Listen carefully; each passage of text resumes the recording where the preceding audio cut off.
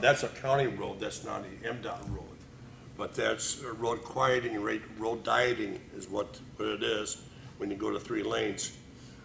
One of the things about 3 lanes is that the federal government really likes 3-lane roads, and they'll support more money for 3-lane roads than they will for divided roads.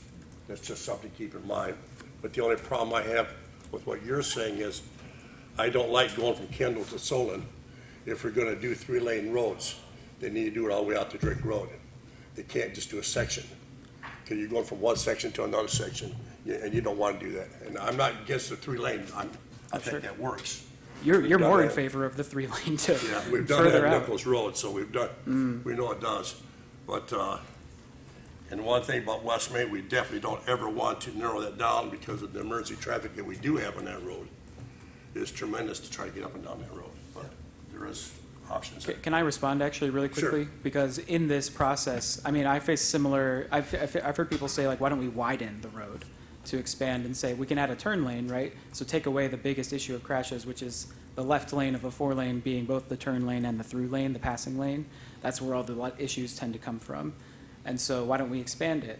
And looking at the data past Kendall and Solon, the traffic increases exponentially. We're talking about, like, we're at the cusp of if, a 3-lane is actually feasible or would be approved by a federal highway administration past that. And so that's why the narrow bounds are important, I think, because the context changes a lot and the volume of traffic changes a lot past that Kendall-Solon area. And we have three jurisdictions on West Main, because you got the city of Kalamazoo, you got the township, and you got us. Yep. So they all should be considered in whatever plan they do. So I was gonna just touch on that. For 20 years, I've lived on Dartmouth Street, which is the street right near that 5 Lakes Coffee. I've witnessed many crashes in my time living there, and I've had a lot of concerns about safety. I have one teenage daughter who drives and another one who's about to start driver's training, and I fear for them every time, especially if they need to turn left from my street and head, in the direction of 5 Lakes. It is frightening.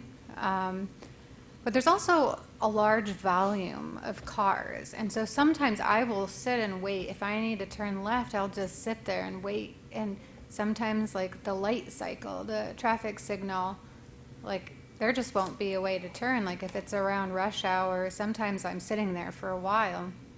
And so I would love to figure out a way to make it safer there. But I'm also wondering how, if there is such a large volume of cars coming through, if you are now bringing it down to 3 lanes, how are we going to get all those cars? Because, if there's never a gap and there's 2 lanes of traffic and I'm sitting there, that's just something we have to think about as well. Well, yeah, and so to respond, I live near Oakland, so that's my primary sort of example. And the biggest difference is if you're turning left, you are essentially only crossing 3 lanes of traffic in a 3-lane road versus having to pay attention to 4 different, the calculus for, like, different cars, different speeds coming from the left, different cars, different speeds coming from the right. It's a lot more stressful. And turning left on Oakland, it can take a while. I wouldn't even argue it takes any longer necessarily than turning left off of West Main. But the cars are typically going slower. So it's like you to feel less pressure to, like, I got to find the window and gun it, right through. And so that is one potential advantage as well. And, this is technically illegal, but people do it where you turn left into the left turn lane and then you merge right. It is, like I said, not advocating for that. People do it, though, and that's another thing that you wouldn't be able to do with a 4-lane road. Trustee Ludi? Thank you. I'm glad we're having this discussion, because I'd say in 1999 I was in the same seat where you are. I was talking to the board about Nichols Road. I witnessed 2 times children almost being hit by cars. It was a 4-lane road at that time, and it converted to a road diet. And that's actually the Kalamazoo area's first road diet was Nichols Road. Oh, wow. It might have been the first road diet in Southwest Michigan. And that all happened from citizens like me and other people having that concern and having the road commission a safety engineer who just happened to go to a conference in Iowa and said, I just learned about this new thing called road diets. I think it might apply here. And he figured out they did all kinds of traffic studies, figured out the volume would work. They said the speed still 35 miles an hour would still work and get all the flow traffic through. And then we know more recently the road commission changed it to 45 miles an hour. So it kind of threw some of our good planning, all the successes there got thrown one step backwards, but we're still marching far ahead with that. The only bad thing now is you see people, hooligans, passing on the center turn lane. Mhm. Besides the other sin that people do is turning onto the lane like it's an acceleration lane. You know, like those are just people who just never finished high school driver's ed, right? Or they have their own idea of what safety is. But so we still always have challenges like that.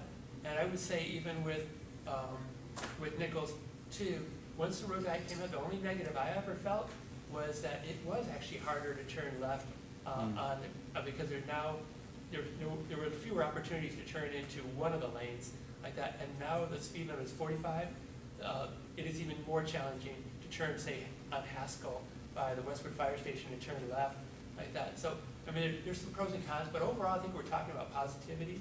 And then maybe what the City Kalamazoo mayor was referring to back in about 2016 or 2017, Jim Ferner, who was a township resident, had brought an issue to our brand new township manager, and he took it to MDOT, and I was witness at the meeting and was just accompanying the new manager there.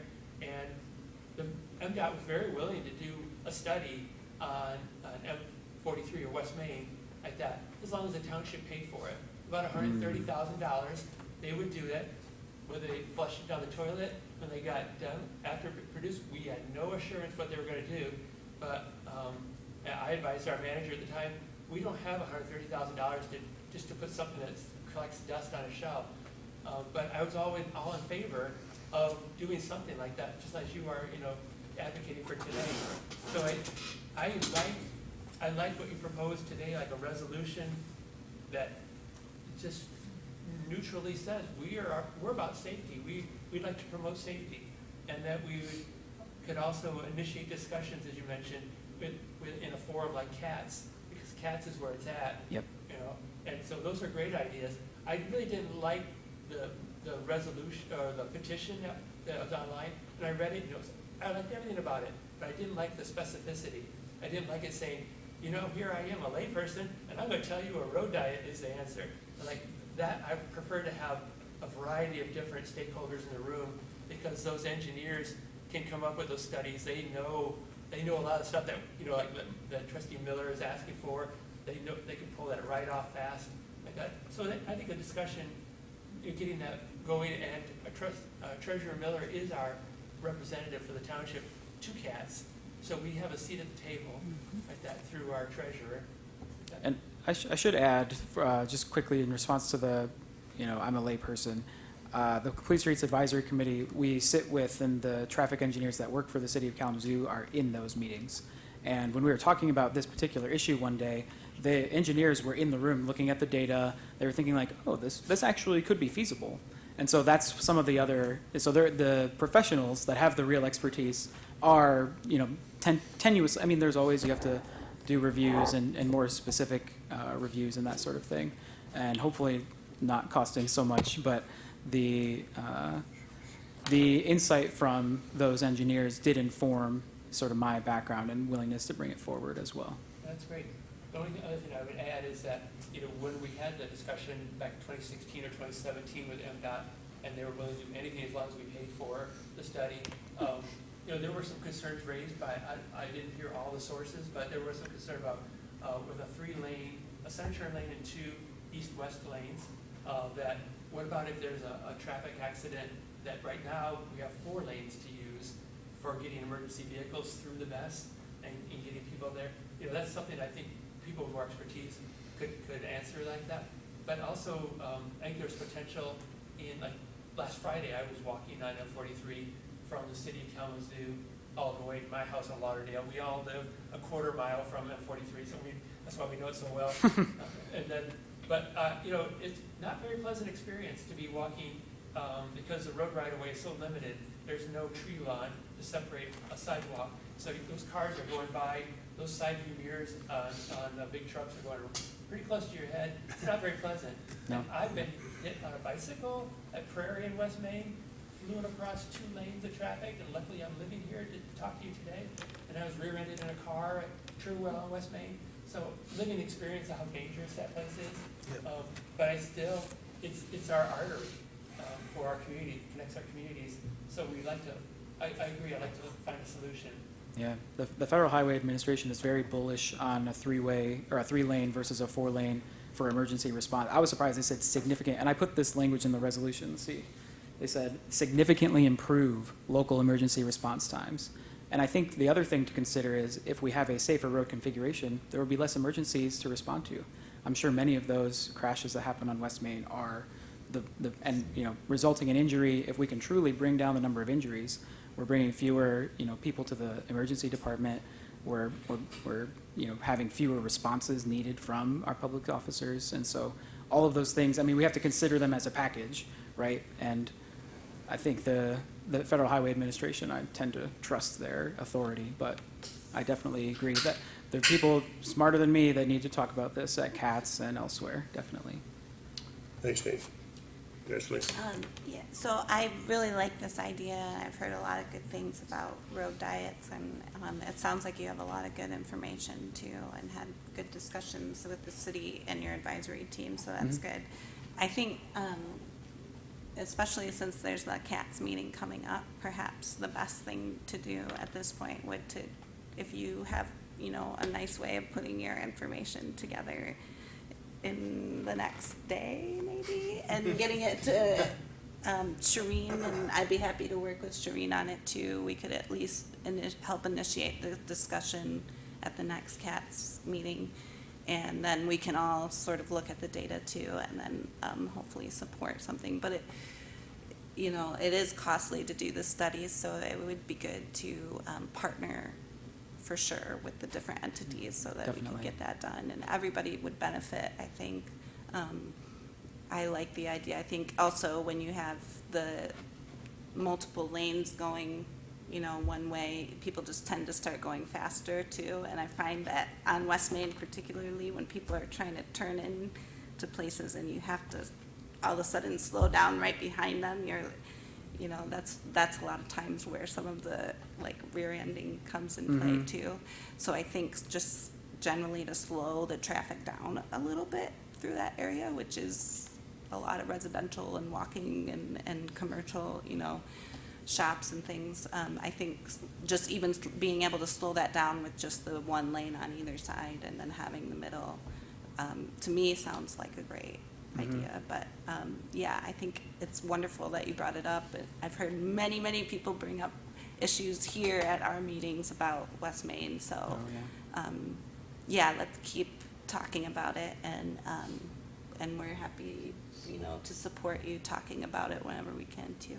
Sure, excellent. I appreciate that quite a bit. Thank Other you. Anybody else questions, for Nate feedback? before we go? Thank you, sir. Yes, thank you. Appreciate it. I have these draft resolutions, and I have some QR codes, and I Yeah. Okay, just set them out here in the corner here, if you would. 3 copies of the resolution that you all can look at as well.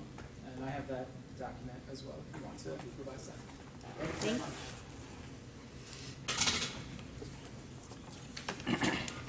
All right, the next item we have on the agenda is the discussion on the status of the core service project. Superintendent, would you like to explain to us? So first of all, the core service revitalization project is the name we kind of have designated for our future project that we've been talking about. So as we've been discussing, this building and the fire station, we've been calling it a building project. So we basically just brainstormed a couple of names to call it core service revitalization for now. That name can change. We're getting ready to pull together a building committee meeting for the specific purpose of the project. But just wanted to give this board just an overview of where we're at. We're still working with the architects.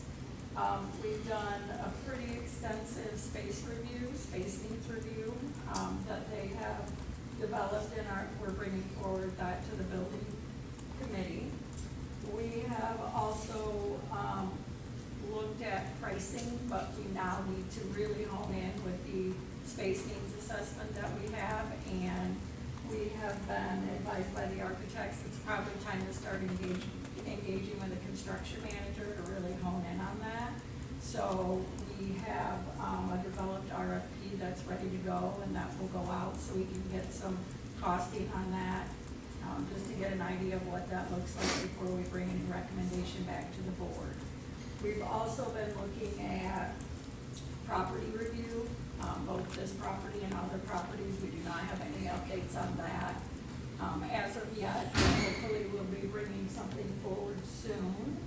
And as far as the building committee, I'll be sending that out just to bring us all together and go through what the architects have provided to us so far. So just a quick update on that.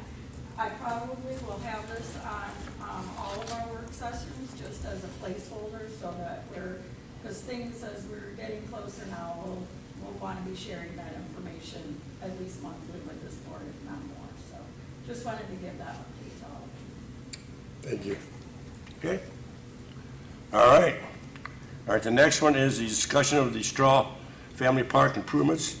I got Ashley, I got Tracy, and I got Steve. So Ashley, go ahead. Yeah, so we are finally, after many, many meetings and lots of review, finally ready to move forward with some of the improvements to our parks. Looking at replacing some grills, picnic tables, an inclusive play piece, some benches, and topping off the mulch. And one thing we wanted to bring up this evening was if anyone had strong preferences on the colors for the equipment. Right now, and I guess we would use this kind of color scheme throughout, keep that in mind too, because we will be repainting Wilson Playground too, and adding some elements there. So whatever colors we kind of go with, we would like to keep them consistent. Just for ease in the future of touching up and that type of thing. But right now, Wilson is red, white, and blue, and Stroud has pieces. Steve, do you know the exact colors? I'm trying to picture it in my head, but I'd say most predominantly at Stroud. yeah. Most predominantly at Stroud is the play structure that Trustee Miller coordinated in 2000. And that's yellow. And green, right? Is Yeah, that I think green, yes. Yeah. Okay, yeah, thanks. It's hard to keep them all straight in my mind. So yeah, that one's yellow and green, and the swings are red. So we can do, like stick with the yellow, green, and red, or we could do the blue, green, and yellow primary colors, or I mean, I was more of the mindset of sticking more natural, just because that's where I go and do brown, green, and blue. But It's like from our township logo. what'd you say? I said like our logo colors. Yeah. But we just thought we would bring it up and see if anybody had any strong preferences, because we were having some trouble deciding to what color.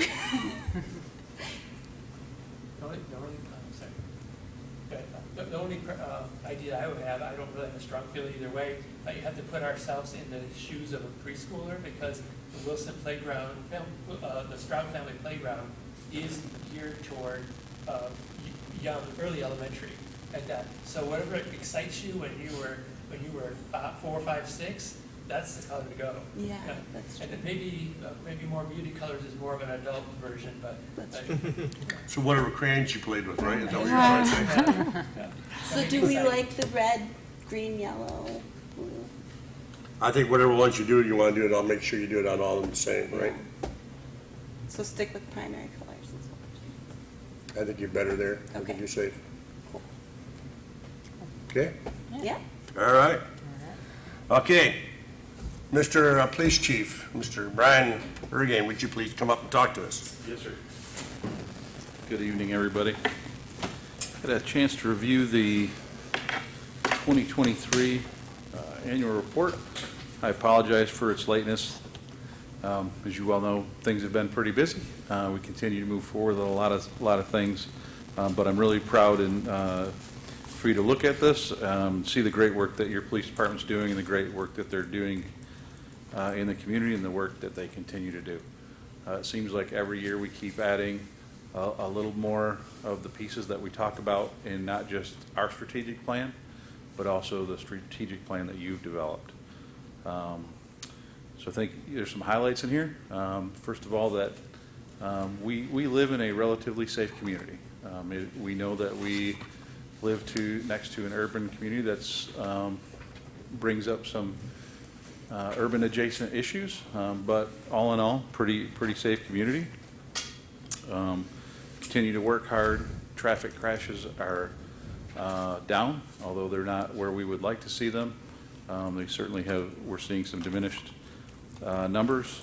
Staffing continues to increase. Some of those initiatives that you've approved, that we've talked about for years, continue to be effective as we not just recruit personnel, but really qualified and if I can say, really, really good people.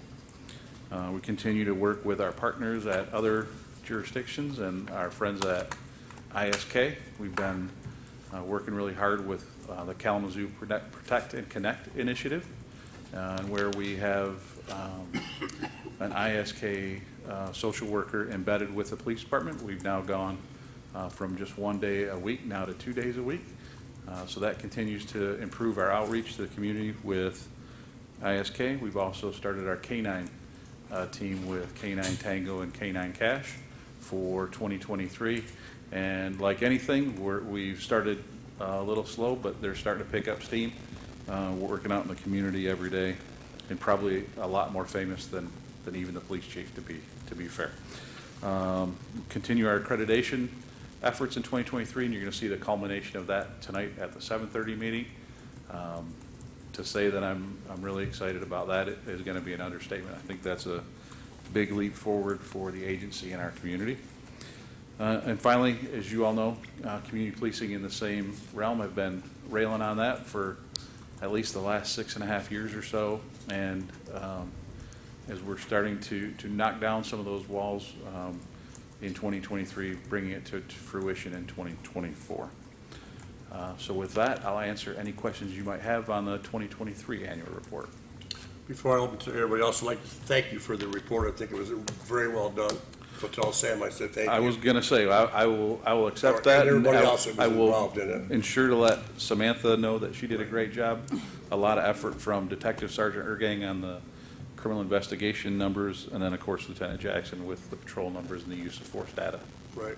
One of the things I know that the assistants has asked for over the years, because of the city of Kalamazoo putting the stats out and stuff like that, they were trying to get that information from us, and this is one way they can get it off, so that report, and very well done. So it gives us a lot of information. There's a lot of good things in there, and it tells us that we are safer. It shows that if you look at it well. It's all very well put together, so thank you. Thank you. So, open up to anybody else. I'd also like to say thank you, and I appreciate how thorough the report was, and I echo your excitement about community policing. I remember a couple of weeks, maybe a week or two ago, I woke up in the morning and I had some coffee and I decided to go on social media, and I saw a post with the township's police department's Facebook. There was a post about community policing, and it just was really great to see all these efforts materializing finally. And I think, the community's spoken in our surveys. It's what they wanted, and I'm just really excited, and I commend you. Well, thank you. I don't know if that's a segue for me or if you stole a little bit of my thunder, but just the efforts that they've had in the last few weeks and how effective they've been in attending meetings. I don't know. can tell you,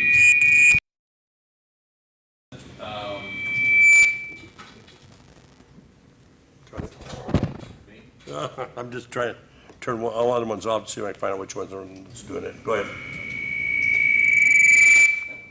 And then do it, okay. I think it's the fire department running the audio. You want to try to turn that down, Todd, for me, please? For example, they've been to a number of meetings and gotten a lot of feedback, a lot of ideas, renewed interest, not just in the Lakewood community or in the Westwood community, but the Eastwood Community Association group being more active. And then just last week, they had the first meeting with the Lakewood community where they had 23 people show up, which exceeds the number showing up to the regular Westwood meetings. So it really is what we've talked about here many times about community participation. Folks have an interest in their community, so the work that you're doing is being reflected at those meetings with some organization. Yeah, I had a gentleman come in today and talk about community policing, but he was a little upset about some enforcers and other stuff. But when he left me, I put him over on your side. But he did, one of the things he did say was he was very impressed and very thankful for community policing officers out there trying to clean up the areas. So thank you very much. Thank you.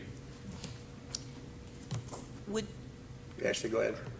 Would you mind just reminding us which officers are placed where? Sure. So Sorry to put you on the spot. we have Sergeant Derek Thompson is the community policing unit supervisor. We have Officer Grace Turner in Eastwood, so she's in the district that's on the south of East Main. I'm going to take a stab at Wallace Street to approximately Lum. Officer Tanner Callahan is in Eastwood, and he's north of East Main, from the city line to approximately Texel. Have Officer Connor Owen in the Lakewood community, and that he covers all of Lakewood. And Officer Mary Catherine Morris is in the Westwood community from Arlington to about Grand Prix, and then up to approximately Alamo. Thank you. My pleasure. Anybody else? Steve? Well, thank you. I didn't expect to get that. That's good. That's good coverage information. That's specific bodies are assigned to areas. That's awesome. And I was really impressed too by all aspects of the report, but particularly the ISK. When you learn that 10% of the mental health related calls involving juveniles, that puts a perspective and an understanding. And if we didn't have the ISK program with our township police department, those kids would not be so well served, and they'd be continuing to fall through the holes. So that's a really awesome thing. And the criminal investigations, the closure rate by our detectives has always been impressive, but this seems really solid. Even more, there weren't many cracks. I couldn't find one case that was still waiting to be resolved. As I read the report, if I read it correctly. I think they do a really good job following up on cases that they can be investigated, that are still active, and making sure that those cases are seen through fruition. With a victim protected mindset. So I think they're doing a great job with that. Certainly, we enjoy one of the highest closure rates in Kalamazoo County. And I think, like you said, the work that they're doing is above and beyond. And then when ISK, we see those numbers, we see how Kalamazoo Township is an anomaly in Kalamazoo County for juvenile behavioral health issues, and some of that can be attributed to the schools that are located in the township, like Kalamazoo Central, K-RISA. Some of those calls tend to be based around schools, so we know that drives up those numbers, but it just validates even more the relationship we have with ISK and the work they're doing. And talking to Mr. Patton at ISK and his folks about why it's important that we not just maintain that relationship, but how do we make it better? How do we tweak it? How do we get a social worker here 3 days a week next. So I think that's the route we're moving towards. And I was buoyed by your mention of Lakewood, 23 people coming to the community policing meeting. Lakewood is pretty quiet for most of my 34 years living in the township, but Lakewood really came alive with the non-motorized plans. They, 24 people came to give their input. That's why we didn't let just one person take over the non-motorized program, because we had for the first time people speaking up in Lakewood, and then community policing before that, when you were a community police officer, and now it's been revitalized again. We've hit a button that people respond to, and it's wonderful to see Lakewood active on those matters. Could not agree more. Anybody else? Thank you, sir. You can go Thank home. you. No, I can't just yet. No, okay. I was just trying to help you out a little bit. Okay, the next one is a discussion on the millage for public hearing for September 9th. Madam Attorney, would you want to talk to us about that, please? We've been doing these for quite a few years. You have voted in special assessments for fire and police. They have to be expressed in terms of a millage. We do a notice in the paper. We do a public hearing in September, and I will have a resolution prepared for you and maybe a little talking points for the supervisors. So that we can call, first of all, what we did last year, how much money we intend or we hope to take in from each of the special assessments, and whether we've made a change from this year or last year. We've got a little sheet in front of you here. Your assessor provided us with the taxable value for the township. Off of that, then, again, with the police and fire only for now. When you look at that 1.7 mils, that amount that we intend to get or hope to get is a little higher, but we did not change the number of mils. So that just has to do with the difference in taxable value this year or last year. The police capital, again, that's unchanged, 0.3 mils. Then we had community policing. At one point, that was 1.5 mils. We reduced it to 1 mil when we were making a lot of progress. Now we have suggested the increase to 1.5 mils. And we consider with, 8 officers altogether? 6 plus the 5. okay. 6 officers altogether, that's really not too bad in terms of how much we need to raise for that. The 0.5 mils that is missing was taken out of the fire capital, as you can see there. And we expect to get a half a mil for fire capital. And then the fire operations remains unchanged at 1 mil. So those are your special assessments. They should be pretty straightforward. The notices are all done. The resolutions are prepared. They're ready to go. I've sent those to Tracy, so we should be okay with that. In addition, you have a special assessment that you've had for years for street lighting, and that is unchanged at 0.4 mils. That notice also has to go out to any newly built residential units, so we did that on August the 12th. That mailing has already been done, and the notices have been in the paper on that. And then lastly, your other special assessment is solid waste. That has to do with the pickups that are held occasionally in the township. $79 per unit, that's 4 or less units count as one. And that's about the same as last year. And again, I believe surprisingly we went down a little bit for this one. I'm not sure why, when we had more numbers, but perhaps we had some, I don't know, building demos or some conversions of some sort. So those are all special assessments. If we have questions on those. Okay. Any questions for Roxanne? Yeah. Trustee Ludi? Attorney Seibert, did I hear you say, right, that the community policing component, you're looking maybe in the future of raising it from 1 to 1.5, but not currently 1.5, or? It's currently 1. That's Okay. for this past year. It was billed at 1. And for the coming year, we're looking at 1.5. Okay, that helps me explain, because I totaled, the chart that our assessor made, and that was 4.9 mils. And then I saw at the bottom of that paper, it said specials 5.4, so I was like, where's the 0.5? And so now I know where the 0.5 showed up. Okay. I try not to be sneaky about it, but Yeah. it's very intensive to try to get everything done on time. Yeah, well, thank you. Okay, so your next thing is your operating millage. We started that a couple years ago when the county was requiring us to ask for a certain amount of our operating millage. It's a little bit weird this year. You received the public support. There was a millage passed last year at the amount of 8.9691. That was not collected last year because we were still under our old millage.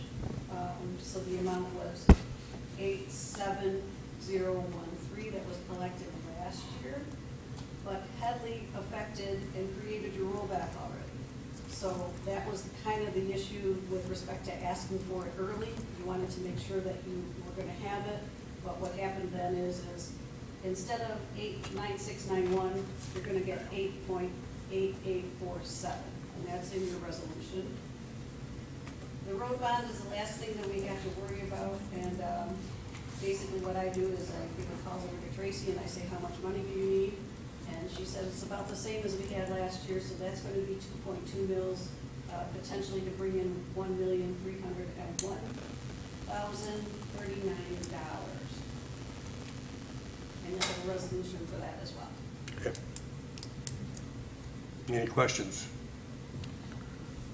Yeah, I should probably notify you that Attorney Kaufman is going to be here. I don't know how I did it, but I landed my single vacation this year on your September 4th meeting. Of course. So I'll be out of the country, but you're in good hands. That's why we wanted it on You got international calling, right? I do. I might Just be check. back with a horse, but, and I'm 6 hours ahead, so Yeah. good luck. Any questions for Roxanne? Thank you. Thank you. Okay, the next one is, this is trustee Ludi's, a discussion of board and trustees compensation. Well, I tried to include tons of information in the board packets. There was no surprises or no information to try to digest at the last second on the board meeting. But there are, let's see, there are 3 elements to this item, and it was backed up with real data, including a survey of 14 similar West Michigan townships that are in the situation that we are, that we have a professional assistance with a manager or superintendent on board. And the item's third component is one last piece of the process of hiring the superintendent. And the township board needs to update supervisor's scope now that we have a new superintendent. I believe the PAC committee may have been discussed, most likely. I wasn't in the PAC, which is Policy Administration Committee, but I think that might have been a component of preparing the route for hiring a new superintendent. Unfortunately, the timing overlaps with elections, and this board meeting is only the second meeting of our superintendent. So I'm hearing vibrations of some inaccurate perceptions that the item is kind of vindictive because voters did not reelect me or the current supervisor. But I have no dog in this fight. I've been a public servant for 3 decades, and this is just about township business. As always, it's important for us to share our opinions and consider them opinions and not to turn them into facts. So the existing job descriptions are still accurate, and those were approved by the board in preparation for bringing on our manager position. And so we went from full-time supervisor, clerk, and treasurer to these part-time positions that job descriptions were clarified as statutory requirements. So it's just rock solid what the law says those positions could do. And one other thing I wanted to highlight is that the proposed $25,000 salary for the supervisor position is proposed based on the survey of the 14 similar West Michigan townships with managers or superintendents. And that is more than the $15,000 salary that the position had when the board originally made the change to part-time positions. And so we just need to ask, in the future, is it the intent of potentially of a new supervisor to weaken all the efforts that were made by this board and previous boards since 2015 to implement an administrative style of manager and now superintendent type of government? Or are we interested in using public tax dollars to create a full-time position for a limited part-time supervisor job?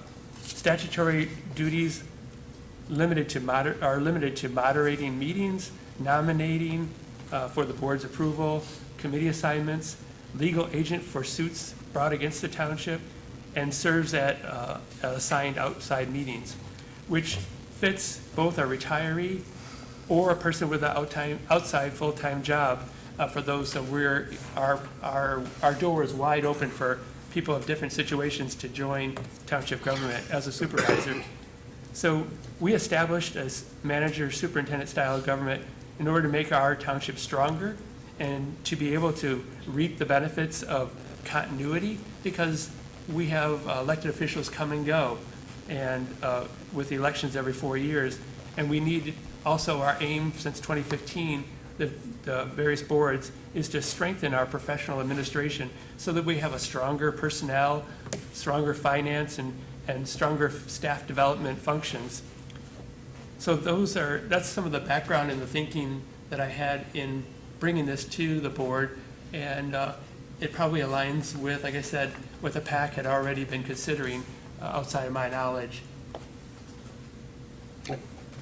Questions, comments?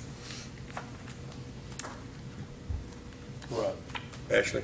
I'll just say that I appreciate you know, initiating the discussion and thinking about these things, but I feel that the timing for doing this has come at an inappropriate time, whether it was intentional or not. It's just not the right thing to do before we sit the new board.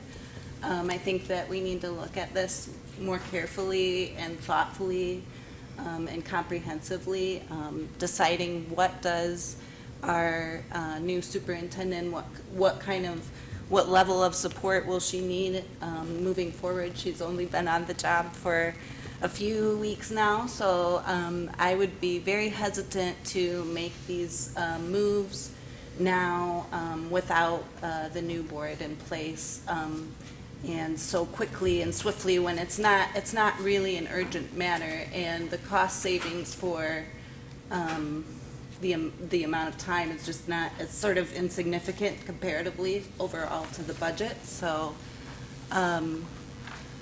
I think that doing this right now, A, it looks bad, but B, it's not the right thing to do before we take our time as a new board and sit down and look at how we want to arrange duties outside of what's statutorily there, and what level of support our staff and superintendent will need moving forward. And I'd like to see us review a lot of different things, committee structures, maybe how we pay per meeting versus just having an overall stipend. Like, there's a lot of things that I would like the time to discuss, especially with our new superintendent, about you know, what she thinks would be a good way to arrange things, just for even budget consistency and making sure that moving forward, everything is really easy to figure out, and we're not, you know, leaving things kind of up in the air for people. And so I just don't feel comfortable with the timing of this, or the lack of time we're taking to really look at it closely and the overall picture of what's needed.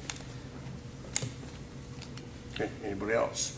Mr. Supervisor, Yes. part of the issue with respect to this is the law. And the law says that you cannot reduce a salary during a term of office. Right. Unless there's a reduction of work and it's agreed to in writing. So the whole problem that you're talking about is this. If you set the salary low, you can increase it, but you can't reduce it.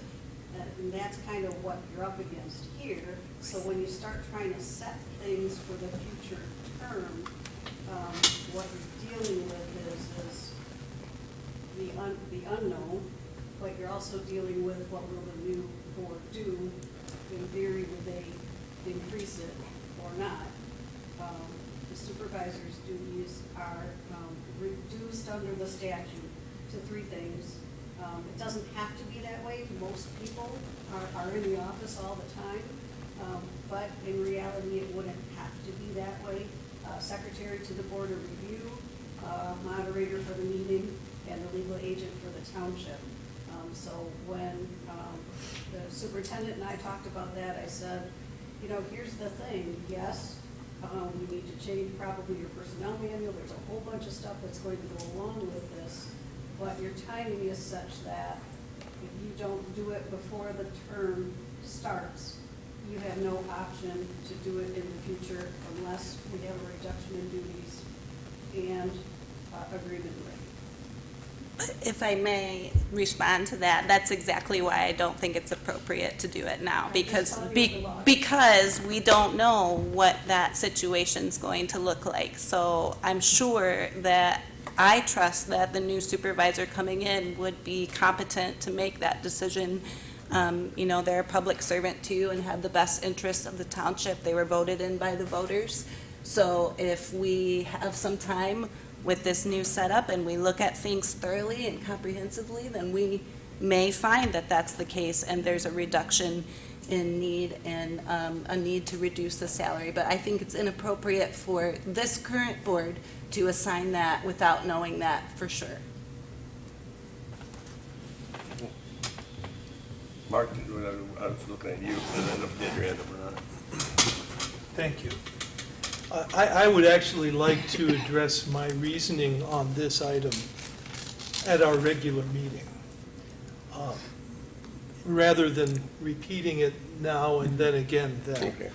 However, I do want to give notice that I would intend to amend the motion that Trustee Ludi has by separating it into 3 items to be deliberated and voted separately.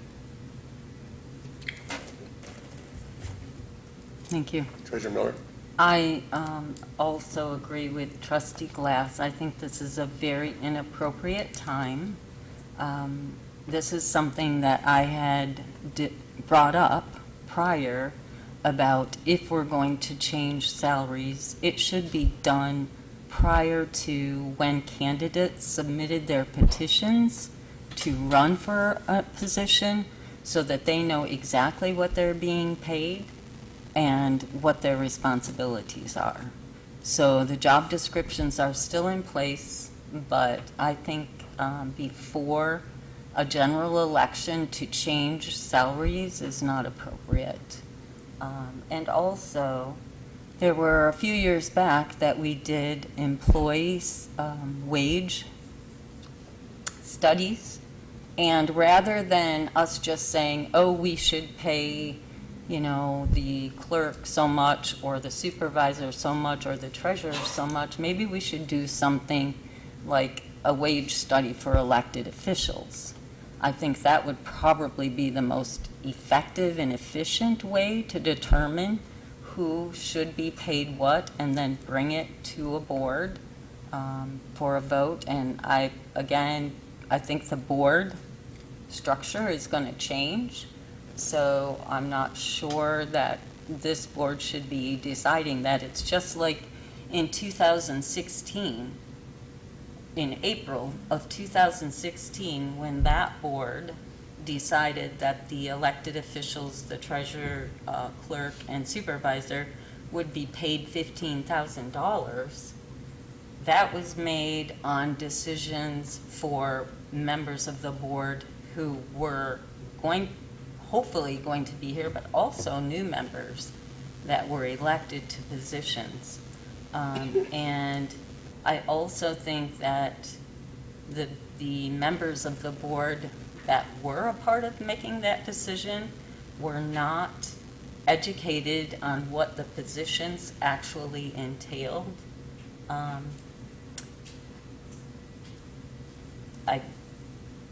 I would think that in order to have an unbiased opinion, if you're experienced in those positions, you would have a better idea of how much a compensation would be for those positions. Now, Supervisor Martin, Trustee Miller, both of you had the opportunity as regular board members to actually move into those positions and know that the requirement of the position was much more than you anticipated when the decision was made to compensate those positions at just $15,000. So again, I would not be in favor of moving forward in changing salaries as presented. Again, I think it's, the township has already been highlighted in several ways of doing things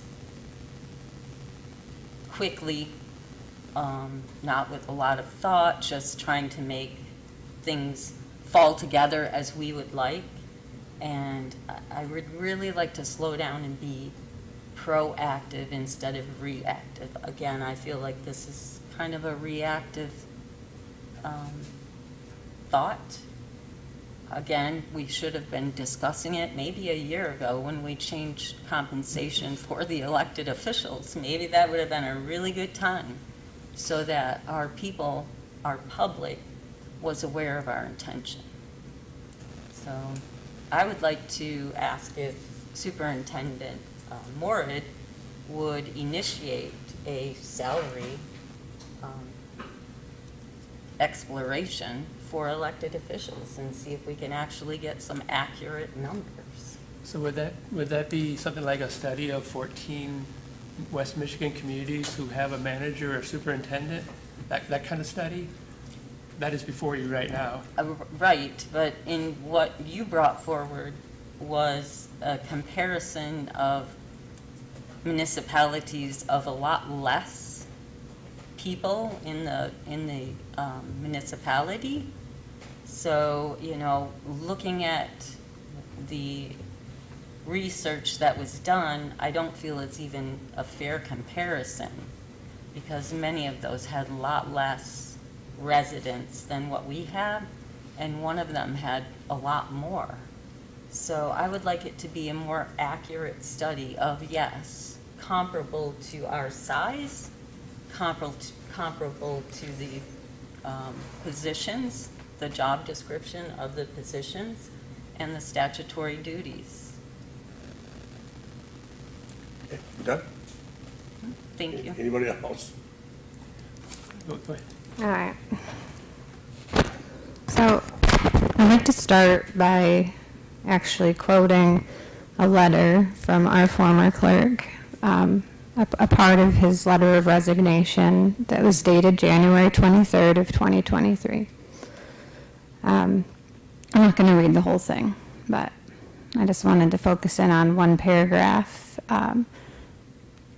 It is the stress of working for 24 hours straight on election day, after weeks of long hours leading up to it, that is my primary reason for leaving now. The job of election administration has become significantly more complex, more onerous, and more contentious in just the 6 years that I've been in the clerk's position.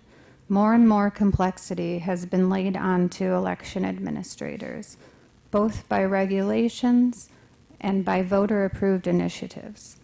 Some of these provisions add important rights to voters, but all of them increase the complexity and time required to handle all of the hundreds of steps we must carry out. It is time for me to hand this off to someone younger, or at least someone with more energy than I possess at this point in my life. Amen. So, Was that a quote? this, so shortly after, if you're new to this, shortly after the former clerk offered his letter of resignation. Our board appointed me to take on that position of clerk, which has been a great honor. It's been challenging, and it's been a learning experience, and it's been something that I've loved doing. And it's just such a wonderful experience to get to serve my community, and I don't think it would have gone as well if I didn't have the support staff that I do here in the clerk's department. Our elections coordinator and the deputy clerk have been so valuable to me, and so I want to, while we're on the subject, I just want to point out how wonderful they are, and how I couldn't do it without them. But I just wanted to talk briefly about the clerk's position and what the challenges that this department faces. And I wanted to share with this board a recent article that I came across in a MAMC, which is the Michigan Association of Municipal Clerks, in a Facebook group of that body. And it's titled, "Michigan Faces a Shortage of Local Clerk Candidates, Raising Alarms About How Elections Will Be Run." And in it, it talks about how nearly 10% of the 1,240 township clerk positions that are up for election this year in Michigan have no candidates willing to step up and fill them. And it goes on to talk about a lot of other pressures that election officials face, whether it be threats of violence, just so much work. You just can never get it done. You can never see the bottom of the pile, and it's a lot. And there's so many new laws, and you have to learn how to implement them properly. And so I can understand why a lot of people have left the field, because it's a lot to put on a person. And I knew, to a certain extent, that I was, by stepping forward into this position, I knew that it was going to be a lot. But at the same time, I also was not foreseeing that our former township manager would be leaving and being placed on leave, and his duties would not be, filled anymore, except by people that were allocated here, the staff, the electeds. And so I also want to take a moment to thank, Supervisor Martin and Treasurer Miller, because they've really stepped up during that time. And so when we look at these current salaries of these positions, I have seen, I don't know how.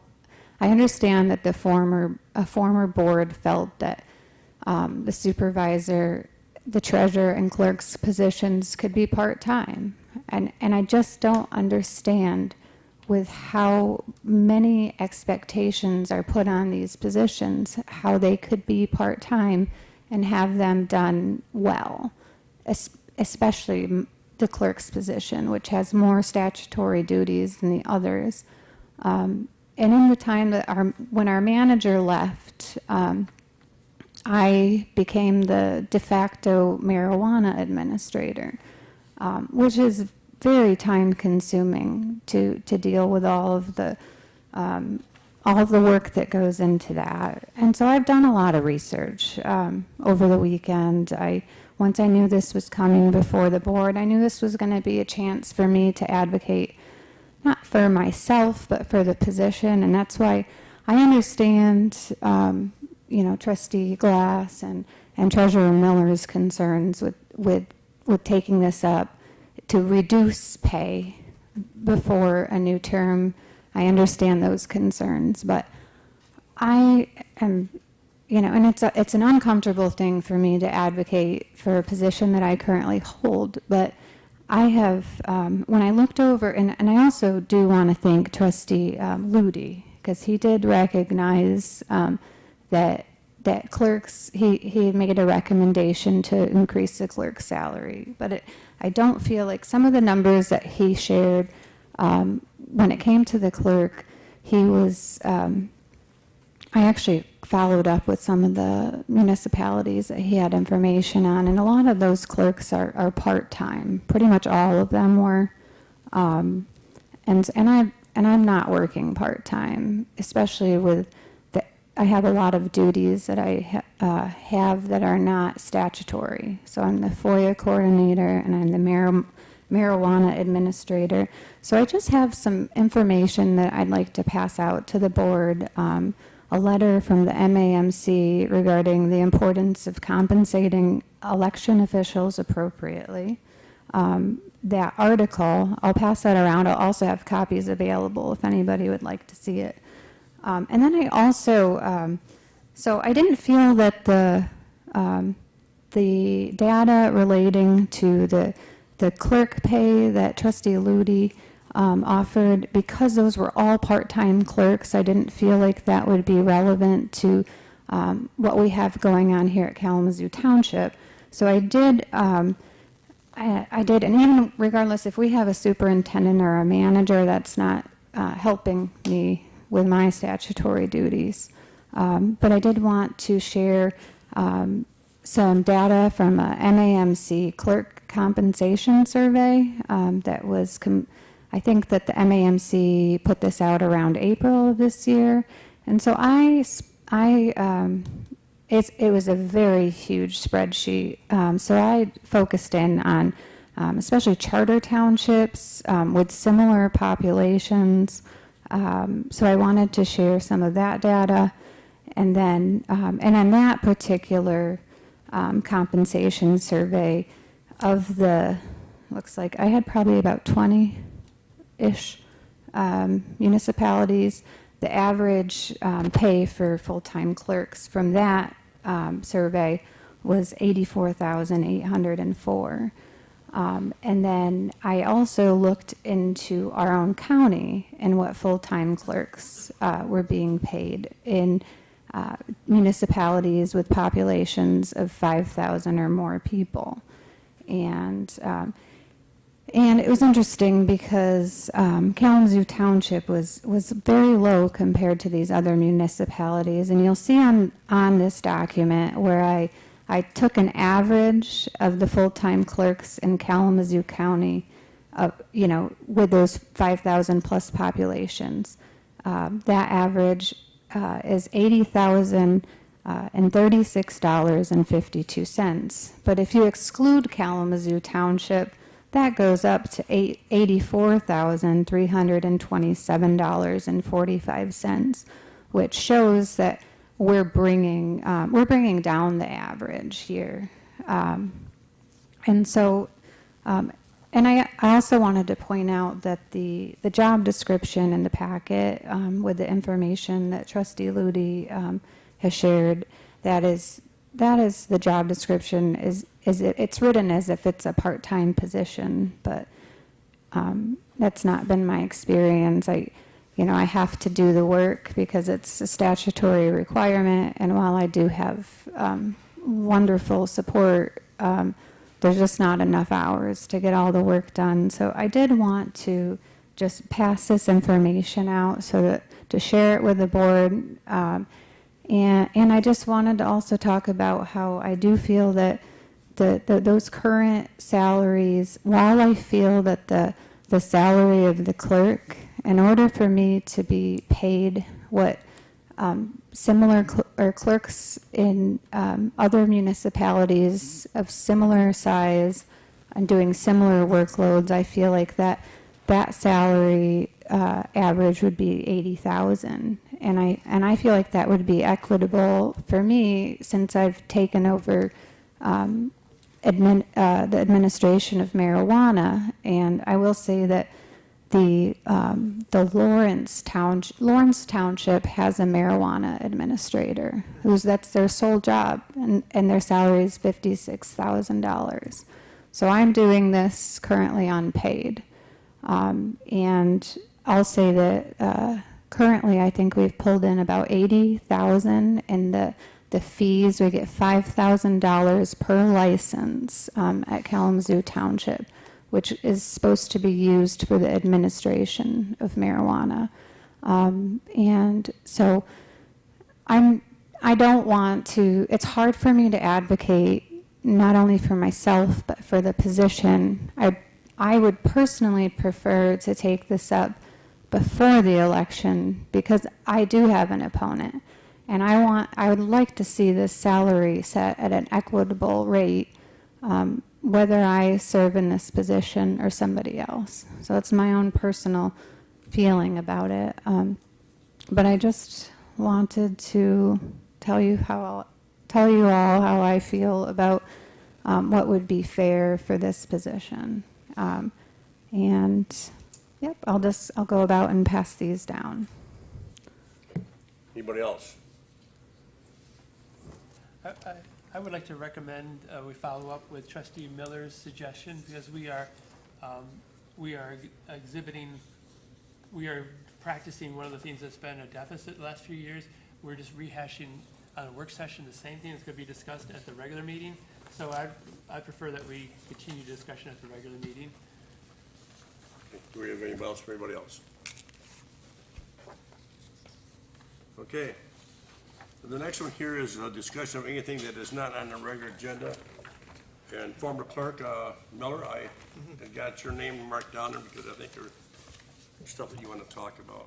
So I'll let you have the floor first. I thought that if I were to give a report that is rather detailed and technical in nature right now, it would shorten our regular meeting and get us out of here quicker in the end. Okay? So begging your indulgence to do that, at the meeting of the Planning Committee of the Kalamazoo Regional Water Wastewater Commission. That's not the full commission, that's the Planning Committee, which is the major townships are represented on that committee.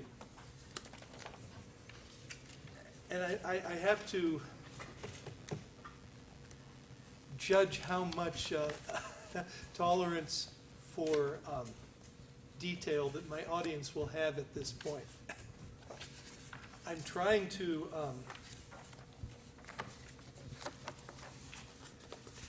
keep this a little bit simple. We have a contract for water with the city of Kalamazoo. We being all of the township and village water customers. We have a utility policy committee which consists of 7 members, 4 of which are appointed by the townships, 3 by the city. So we actually control a majority. That utility policy committee has passed a policy for neighborhood extension. In other words, if there is a water main on a major street, and then there is a neighborhood that may want to connect to city water instead of using their wells, which they have up until now, they can do so. And one of the requirements under the policy that's been passed is that at least 51% of the households give a letter of intent to support that. And then that will be undertaken. And there are a whole raft of fees that come into play. There is a neighborhood project fee of $7,000 per house that's being connected to the new system. There is a service connection fee of $6,000. There's something you have heard from me before, which you may or may not remember, that is called the system capacity buy-in fee. This went through several revisions just in naming it. That is basically a one customer's share of all the capital improvements that have been made to the water system. over the years and the current value of that. That's $1,175 Per household. per household. When you add all of that together, it adds up to about $14,000 to hook up. That will only cover about 30% of the total cost of doing an extension. That has been set by the Utility Policy Committee as a way of trying to capture some money from the people who are benefiting from having city water added to their, their own household infrastructure, while not making it so onerous that no one would want to do it. There will be a policy in place also that if your well fails and you have city water available to you, you must then connect rather than having a new well drilled. There are many complexities to this. I'm trying to give you just a brief overview. The good news, in a way, is that this does not affect Kalamazoo Township very much at all. There's a listing here of existing developments which might be potential candidates for city water service expansion. For us, that amounts to the Francis neighborhood, and I said I was going to look this up, but I haven't done that yet. I'm not even sure exactly where that is. But it's 24 parcels. Off of Nazareth, Okay, on the border of Comstock Township. thank you. Thank you, Trustee Lee. Thanks. So it's 24 parcels, and that's it for our township. So, we are pretty much built out as a township. There isn't a whole lot of space. But if there were a new development, that would now be the developer, unlike in the past, that would now be the developer's responsibility to bring in water and to share those costs out per new house being built. So this policy only applies to previously built developments which are on a well now and which are, in some cases, may be petitioning to be added to the city water system. Actually, the more people, we're not in short supply of water. The more we add into the water system, the healthier the system becomes financially. So we want to encourage people to do this. Again, it's not a major issue for Kalamazoo Township. Mark, you said that the homeowner, by the time you paid the money, if it's 14,000, whatever it is 30%. Who pays the other 70%? The system. So So in that's, other that's words, divided with That'll, the all rest municipalities. of, the rest of that'll be a cost to the water system to be paid for by the ratepayers over a period of time. So the rest of the people who already got water will be paying it, correct? Sure. Thank you. And so, but it still is beneficial to the system to be expanded. We have a contract with the city now that everything is in one pot. Everything gets paid for by the system, and the rates have been equalized inside and outside of the city of Kalamazoo, which was not true before that contract. There was an inside city rate which was much lower. The city eventually could see the light of getting a lot of capital improvements done which are necessary to be done, and having a common rate to get to the point where we would all agree on that. I'd like to talk a little bit about these things from time to time, just so the board is aware of what some of the issues are. I think that's enough from me right now, but I just wanted to to give you an update of what some of the issues, this will be the first, I didn't say what this is. It is a expansion project in Comstock Township called Carriage Estates. So that's what has engendered the discussion about some of the details which weren't quite nailed down yet. There's also some decisions to be made about over what period of time households will have to pay for this. We're not going to require them to get it all in 1 year, of course. And then what the interest rates will be on that. Thank you. Thank you. Any questions for Mark? Trustee Looney? I just had two quick questions. One is, for example, in the Francis subdivision in Kalamazoo Township, it's got severe topography challenges, and I don't, it just made me think, well, maybe that's one reason why they never were initially hooked up to city water, along with, neighbors that are immediately adjacent along the Nazareth corridor. But, and what kind of, maybe that's something for the future to, what kind of other externalities, extra kind of challenges for bringing on areas like that. And so that's just a thought in my head. Another question I have, and may just be a thought, would just be, is there any update or progress about negotiations with the city over like a creation of a sewer, a sanitary sewer authority? So I do not know any of the history of, about that one neighborhood. And I'm curious now, so I'll try to see who has that history.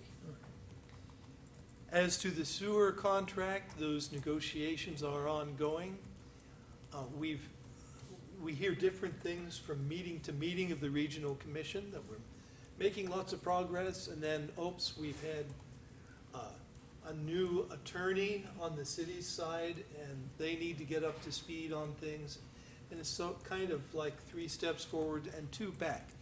That's stating it optimistically, like we're still making a net forward progress, and I think that's true. Thank you. Okay, thank you. Anybody else? Okay, now is the time for public comment. You have 3 minutes. Please come to the podium, give your name and where you live, and I'll listen to you. No one's jumping. We got one. Okay. Right there.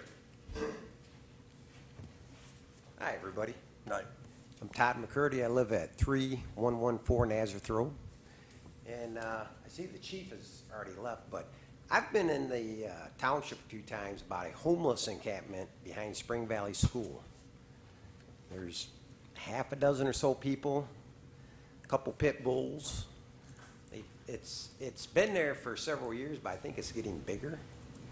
And it's right behind the school, and I think I've been in there and talked to her, Shireen. And there's like a small piece of property that's owned by the township. And they said that the city normally patrols that side, but they said the township had to take care of that. And I talked to them several months ago, and they said they went down there and they had, I guess, contacted some people. And I know I talked to the principal of Spring Valley. She's very frustrated. And like, I don't know if somebody's moving in or out, but like yesterday I was going down Parchmount, because they'll come up past my house and they cut through the bow in the clouds with their bicycles and carts, and they're not supposed to be in there. And they'll go down Parchment, and about halfway down there's a entrance road coming off with a gate on it, and they cut through there and they go through the school, open or not. And I guess they were told to stay off the property, but I mean, they still cut through there. Yesterday I went by there and there's a bunch of belongings out by the property, the tall grass and the mowed grass of the schoolyard. So I don't know if somebody was moving in or moving out. But I think it's getting a little worse. It just seems to concern me that it's by a school. I mean, we talk about safety and, public, or, I don't. Okay. You might be able to talk to the chief after you're up. Yeah. I know somebody contacted me, Sergeant Staggs, And I don't know, he never called me back. That was probably a couple months ago. He said he were gonna go down there and make contact again. I mean, it's something I think they've been kind of working on, but this is odd. There's a piece of property in there. It's like the township, and the city's like, well, that's your responsibility. So I guess the township has to kind of go in there and take care of that. City's kind of just said, well, it's not our. That's why this map is so, Yeah. Doesn't It's look weird. right. I mean, ISK, I guess, owns a piece of property in there somehow, and then yep. it's just, I don't know, I'm just kind of concerned because it's backed by a school property. Can you describe the spot again, or like the roads right there? You got Spring Valley, school, I think everybody knows where that is. I mean, if you were to walk back there and follow the creek, there's a creek back there, I don't know what, it's just, I think they're off the property, because at one time, I think one individual was on the property, then he moved off, and they know the boundaries pretty good. The one gentleman down there, I think the cops that know him, they know who he is, but he's kind of stayed off the school's property, but I think there's another 4 individuals showed up. One guy's got a couple pit bulls. I've seen him. Be careful, the pit bulls have bitten people. Yeah. Animal control has been notified whether they've done anything or not. They have bit people, so Yeah, be it's careful. first I've heard of that. But I communicate with Dave Brown. He's the manager of the Southwest Michigan Land Conservancy. And they keep a pretty good eye on that. And I've seen people in there, and I'll call him. I've called the city, because the city will go in there and kind of kick them out of there. But, it gets out of hand pretty fast. I know it's an ongoing problem.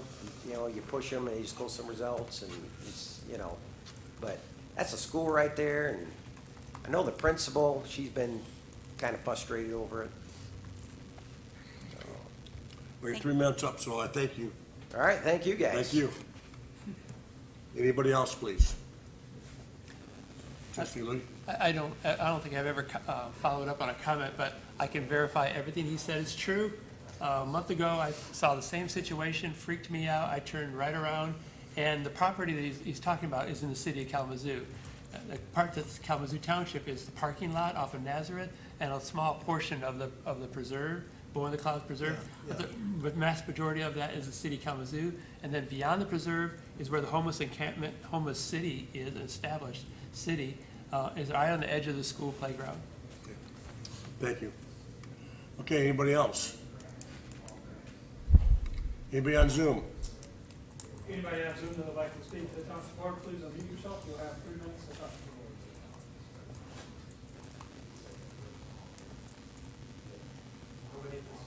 Thank you. Then we are excused to our 7:30 meeting, so please be back by 7:25. Thank you.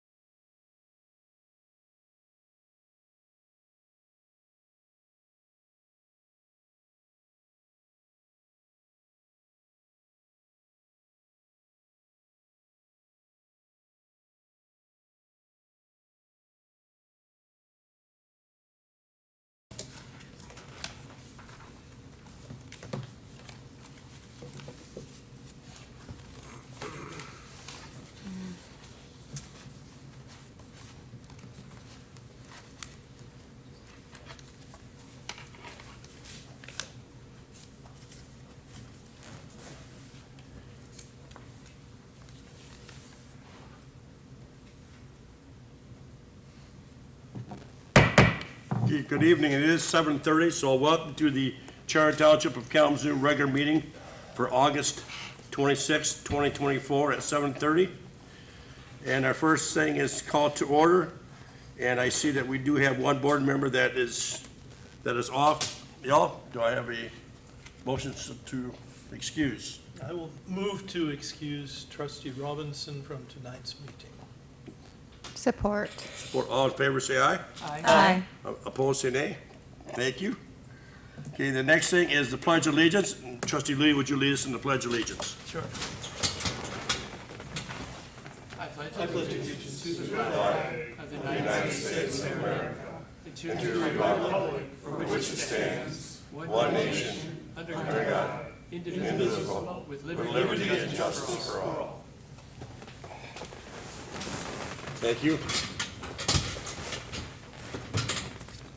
I know I did the roll call was next, but I wanted to get, as we had a work session, I didn't say anything about trustee Robinson being off ill, so I want to make sure we got that done before I got away from it. So, is there any additions or deletions from the agenda? Seeing nobody? Okay, the first thing here is, or next thing, excuse me, is public comment. You have 3 minutes to talk about anything that's on the agenda or not on the agenda. Please come to the podium, give your name and where you live, and we're welcome to entertain you. All these people here, nobody wants to talk to us. If no one, Huh? if no one's gonna, can I use? Go ahead, my- sure, go okay. ahead. You want to use minutes, right? Yeah. So I'm Ashley Glass. I live at 1424 Bronx. And I just want to use the public comment to say that I'm glad that Representative Boersma is here, so you can maybe help me relay this too, that we have had still quite a few people on Arthur Ave waiting for some more indication of when they're going to see something happen over there.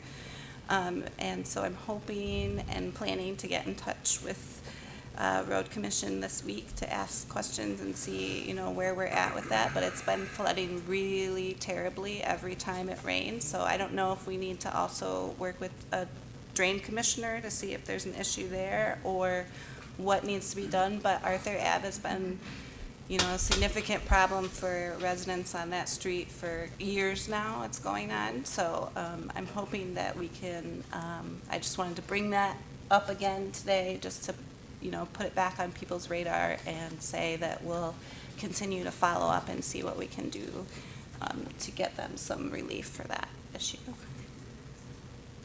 Okay, thank you. Is there anybody on Zoom? Anybody on Zoom would like to speak to the board, please unmute yourself. You'll have 3 minutes to speak to the board. See nobody at this time. Thank you. The next item is the consent agenda. Clerk Mackey, could you read into the Yes. consent agenda, please? I move adoption of the consent agenda consisting of the approval of the minutes of June 10th, 2024 Board of Trustees work session, the minutes of the June 10th, 2024 Board of Trustees regular meeting, minutes of the June 24th, 2024 Board of Trustees regular meeting, the minutes of the July 22nd, 2024 Board of Trustees regular meeting, payment of the bills in the amount of $112,173.21. Additionally, receipt of the check disbursement for July of 2024, the check register for July of 2024, and the monthly fire report of July of 2024. And Second also, the motion. Thank you. yes, I was also just going to clarify that there was a date in the consent agenda under the payment of the bills of August 26. I don't know. I guess that's, yeah. Thank you. Probably don't need to vocalize that. Okay, we got a motion made and second to accept the consent agenda. All in favor, say aye. Aye. Opposed, say nay. Motion carried, thank you. Okay, next thing is a presentation from Michigan Law Enforcement Commission presentation. So would you please like to come up, or are you going to do it? We'll take a minute just to tell you what an honor it is to always be here, but tonight a little extra special for the police department, and introduce a couple of good friends and colleagues. You're going to hear tonight from MACP's Executive Director, Bob Stevenson. Come on up, Bob. Who will be much more eloquent than I will when he explains the accreditation process and what accreditation is, and followed by Deputy Director Ron Wiles from the MACP. Thank you. Mr. Supervisor, Yes, sir. Good evening. Township trustees and township officials, and most importantly, citizens of Kalamazoo Township that might be listening in tonight. My name is Bob Stevenson. I'm here tonight representing the Michigan Law Enforcement Accreditation Commission. I'm currently the executive director with the Michigan Association of Chiefs of Police. I spent my police career, 37 years in Livonia. Those that don't know, it's a town just outside of Detroit over in southeast Michigan. And left there about 13 years ago, the honor of leading this organization since. And I am here tonight, as I said, representing the Michigan Law Enforcement Accreditation Commission for the awarding of Certificate of Accreditation to the Kalamazoo Township Police Department. I think that sometimes when you're surrounded by excellence, you don't recognize how good your police agency is. I travel the state. I think it speaks highly of your police department that your current chief is our president of our association, and he's the second president we've had from your township since I've had my position, and Tim Burgoy was a prior chief here also. As I said, I go around the state and I see police agencies. I'm here to tell you, you have a good police department that's even better now that they've gone through the accreditation process. When I was at Livonia and I left, they were not accredited. They've since gotten accredited, and accreditation does improve your police department. I think it's not a secret that policing in the United States over the last few years has been challenging, to say the least, come under some criticism and calls for police reform.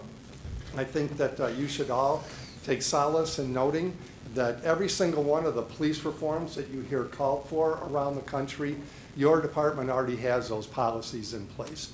And they had those policies in place, or were putting those policies in place before those calls for reform came about. To put this a little bit in perspective, what accomplishment your police department has done. In the state of Michigan, there's slightly less than 600 police agencies.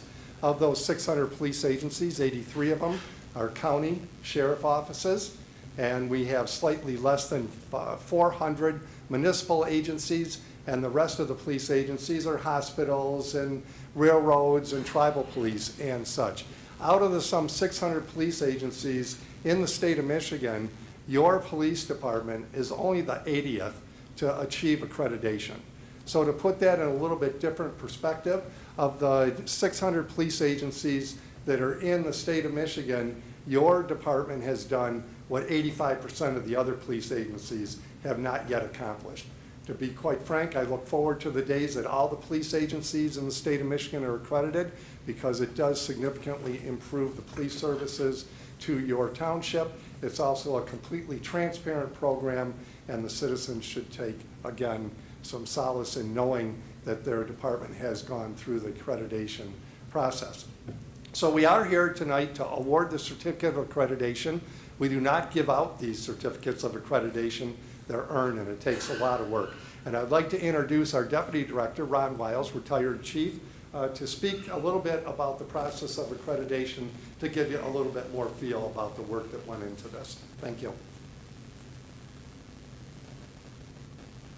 Well, good evening, and thank you for the opportunity to be here. It's certainly my pleasure to recognize your fine police department and all the hard work and commitment they have put into this accreditation process. My name is Ron Wiles. I'm the Deputy Director with the Michigan Association of Chiefs of Police and the Accreditation Program Director. I did my law enforcement career at Grambling Township in Genesee County. I had the honor the last 6 years of my career to serve as the Chief of Police there. You're all somewhat familiar with accreditation. Your kids go to accredited schools. When you're sick or need medical attention, you go to an accredited hospital. Accreditation for law enforcement is no different. It's a progressive, time-proven way to increase the overall performance and level of service of a law enforcement agency. Now, the foundation of our program lies in the voluntary compliance of 128 professional standards. Now, the key word there is voluntary. No one made this police department do it. They did it for the sole reason of providing better service and become more efficient in their performance of their duties here at the Township of Kalamazoo. And they should be applauded for that. That is certainly a significant professional accomplishment of what they've done. Let me walk you through the process of what it takes to become accredited. The first step, for whatever reason, as I tour the state and talk to chiefs about accreditation, is sometimes the most difficult step. It's the decision to apply. Chiefs across the state, they understand how it can make their agency better, how it can allow them to perform better service, better connect with their community, but they just can't get over that hump to apply. But thanks to the leadership of Chief Ergang here at the Township of Kalamazoo, you certainly did apply, and you went through the process. The second step, we call it self-analysis.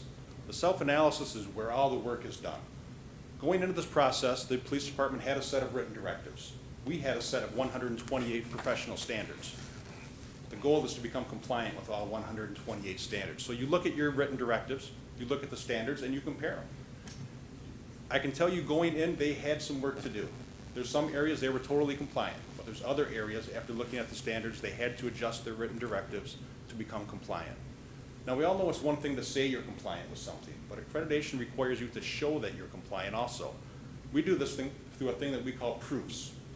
So proofs can be anything. They could be videos, they could be pictures, interviews, something that the assessor saw. But you have to also prove your compliance with all 128 standards. It's not enough just to say, yeah, we're compliant.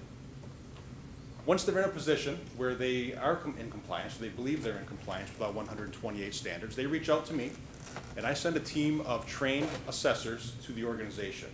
Now, these assessors are trained, as I mentioned, but they're also from outside the area to take away any sort of bias that may be present there. So the assessors came in, and they do a top-to-bottom review of the police department. They look at all their files, they compare their written directives with our standards and the proofs to make sure they're all in compliance. They do several interviews. Some of you may have been involved in that interview process. They allow the public an opportunity to call in and talk to the assessors about what they think about the Township of Kalamazoo Police Department. And I can tell you everyone that called in was very positive about the fine work that they do here within the township. At the end of that, they sit down with the chief and the accreditation team, and right then you have a pretty good idea of how this process is going to go for them. And obviously it went well enough for them to go to the fourth step.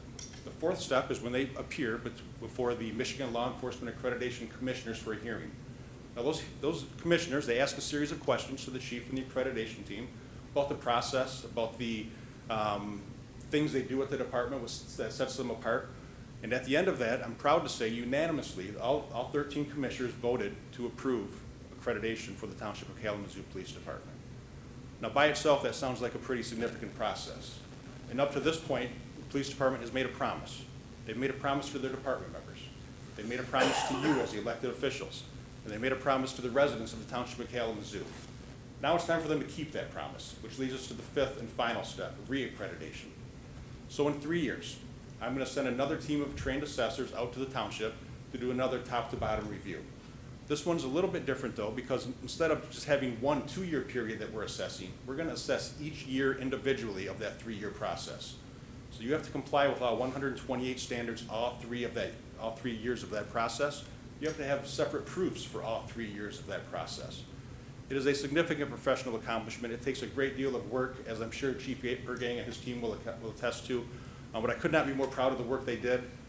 They just did a tremendous job, and I certainly applaud them for their efforts. And with that, I'd like to turn it back over to Executive Director Stevenson for the presentation. Chief, so normally at this part, when we go around to police departments around the state, we have our president present the plaque to the chief. However, it would be a little difficult for him to present it to himself, so I will present it to you tonight, Brian. So, to all who see this certificate, know that the Kalamazoo Township Police Department, having voluntarily complied with the standards established by the Michigan Law Enforcement Accreditation Commission, deemed essential for the delivery of professional police services and the protection of their community, is hereby awarded the Certificate of Accreditation effective on the first day of July in the year 2024 for a term of 3 years. Chief, congratulations.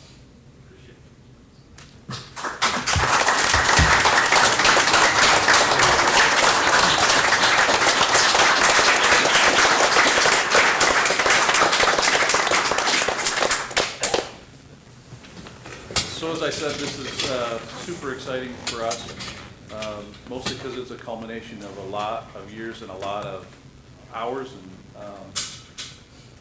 maybe some angry, discussions back and forth, but really fruitful. So I do want to acknowledge some very special people. Samantha, of course, she tried to move.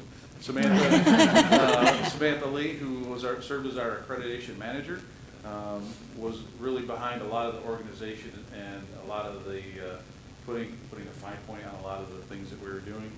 Our accreditation specialist, Joe McDonald, retired from Portage Police Department, who served, has really given us a direction, someone who had been through the process before, and provided a ton of insight for us. Lieutenant Scott Jackson, always one of my most important folks, giving me his honest opinion and advice about things. And of course, Lieutenant Darian Smith, who's also very critical in the work that we do here and providing his honest opinion about the direction of the department. Without those folks, there's no doubt that this would have been a tremendous failure. And finally, I need to thank the board, who, when I brought this to you as an idea a number of years ago, and we talked about funding and we talked about grants and we talked about the importance of it, I'm not sure that I could quite say it the way that these folks explained accreditation, but without your support, we couldn't have done that as well. So I thank you. You're very critical into the work that we do every day.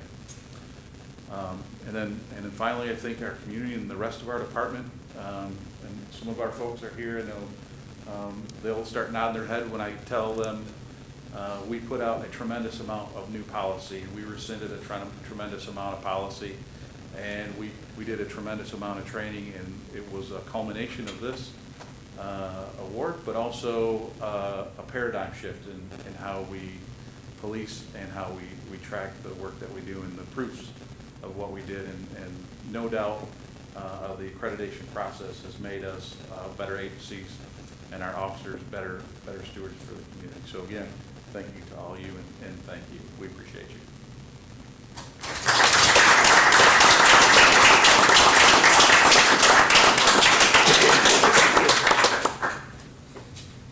Thank you.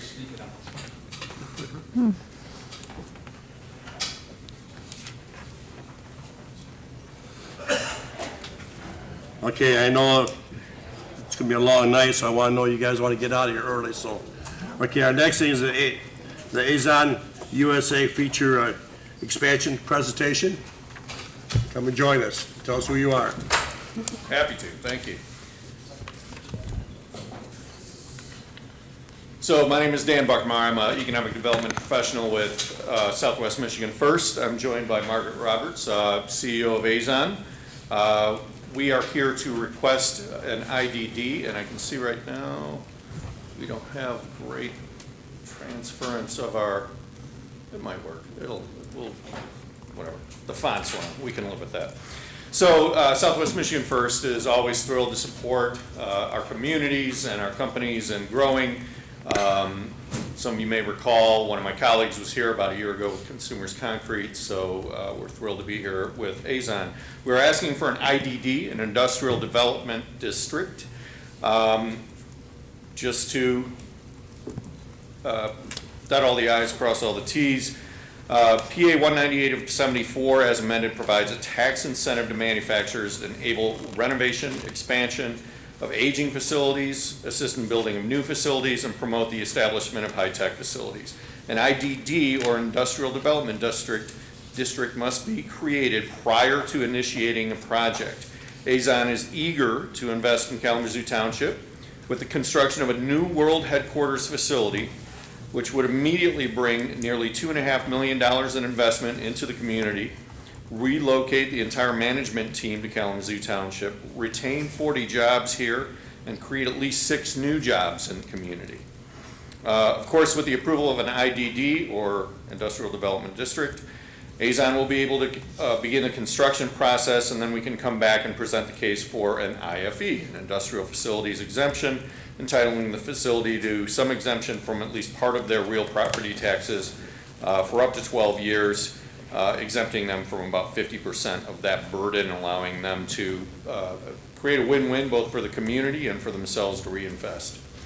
So I want to just talk a little bit about who Azon is, in case you don't know, over on 2204 of Ravine Road.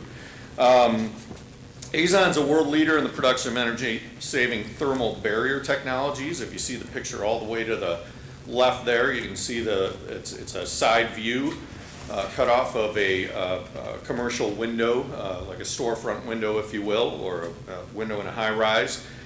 They create the polymers and so on, and have patented solutions for thermal barriers for those facilities. And then they also create the other machines you see there that allow window manufacturers to build those frames. So they are also a producer of a variety of grout and foam products, and working on a new electrical encapsulation product. This is just a picture of a few examples of where you might see their products and being put to use. The Milton and Battle Creek, the picture on the top right is actually Seoul, Korea, and the bottom is, I believe, California. So they are all over the globe. A small company, a large global footprint, affiliates located in Europe, Asia, and, drumroll please, Kalamazoo Township. So Azon has been in Kalamazoo Township for over 40 years. Their headquarters was on the other side of town. They are looking, if you can see, there's a highlighted area there where the new facility will be built and connected to their existing facilities there on Ravine Road, on the north side of Ravine Road. And finally, we get to the good, fun, beautiful stuff. This is a rendering of the new building, the new headquarters building. As you can see, it's going to create a very attractive facade and presence on Ravine Road. This is just a quick interior shot. And then here are some larger shots of the top one, again, a pull-out, which shows the connection to the existing buildings. And then I think it's important to note that they are going above and beyond. They aren't just building a new headquarters, a beautiful building in the midst of other existing things. They're actually going to redo the facades on their existing buildings. So basically, as you go down Ravine Road, a year or so from now, you'll see an entire cohesive campus, and it'll be a very good look, and I think it's just a really great addition to the community. So again, I just want to reemphasize the things that we're bringing to the community. They are bringing to the community. This new facility, over $2.5 million in investment, entire management team, 40 jobs retained, 6 new jobs created, and that's as quick as I could have done that. Good, So, thank you. if there are questions, I'm happy to take them. Any questions? May I, is this getting at the entire parcel that you're asking? Because there's different parcel numbers on there. Yeah, so the township did request that we combine a number of parcels, which has been done, is my understanding. And so the IDD will cover that entire, all the Azon-owned parcels, which are now going to be a single parcel on the north side of Ravine Road. So, and you want all of the parts, all the entire settled land in there, not just like a building or something? Correct, yes, please. Go ahead. I was wondering if, and maybe Steve can speak to this, or Roxanne, that if you can remind us the perks for becoming an IDD for, the company, like what is the mutual benefit there, if you can remind us? So, well, I'm sorry, did No, you go want to ahead. say? Go ahead. The IDD is really just a designation of, in this case, the new single large parcel that allows it to be eligible for an IFE, or an industrial facilities exemption, or tax abatement, if you will. So really, the perk of an IDD is quite clearly or simply that it makes it a zone in which an IFE can be, or tax abatement can be pursued. And the IDD designation has to be given before they're able to begin moving ground or begin construction. We then have 6 months to work through the next request and IFE process. Go ahead, Steve. And because they're in the northeast portion of the property is vacant right now, if I remember correctly, that there would be opportunities for future expansions that maybe some people in the room, or maybe nobody in the room right now currently envisions, but that all will be, the IDD designation is the first step that sets the foundation for future things. Absolutely, great point, yes. So, I mean, not just this expansion, but future expansions, then if new buildings or extensions or so on are done at that location, they would be eligible to at least come to you and request an IFE. I was going to resist the urge to ask where you're going to get the windows for the new building, but but Kind of a given. maybe just as a side note, because I serve on the planning commission as the board's representative there, and we had a lot of discussion, and Azon was really participatory. Really wanted to figure out a solution for another element of the township. Is one of our top 5 priorities for our non-motorized master plan is to enhance residents' access to the Kalamazoo River Valley Trail. And the River Valley Trail goes right in front of Azon. It crosses from the south side of Ravine Road to the north side of Ravine Road, right in front of the proposed headquarters building, like that. And we tried to figure out a way to work with the city of Kalamazoo, because the city of Kalamazoo has jurisdiction from roughly a little area east of Drake Road all the way to downtown. So it's just not a matter, we could work with Azon and the road commission and the county parks. We had to work with the city of Kalamazoo. They did not come to the table and help us with the discussion, but maybe in the future we can work on creating an aesthetically pleasing way to bring more customers not right by your door, but along the road right away, and that would be a polished addition to the site. And so I just wanted to mention that background to CEO Roberts, because there's more of a future. We can still continue to work together as other pieces of the puzzle come together, mainly the city of Kalamazoo. Right. Actually, I'm thrilled to report that, and I didn't want to confuse the IDD conversation, but since the question came up, the Kalamazoo River Valley Trail is actually managed by the Kalamazoo County Parks District. So we've had very productive conversations with Dave Bukowski at the county, and we are teaming up with Azon, the township, and the county, and we've already conceptualized a really meaningful solution that will give the trail, it'll actually be separated but roadside.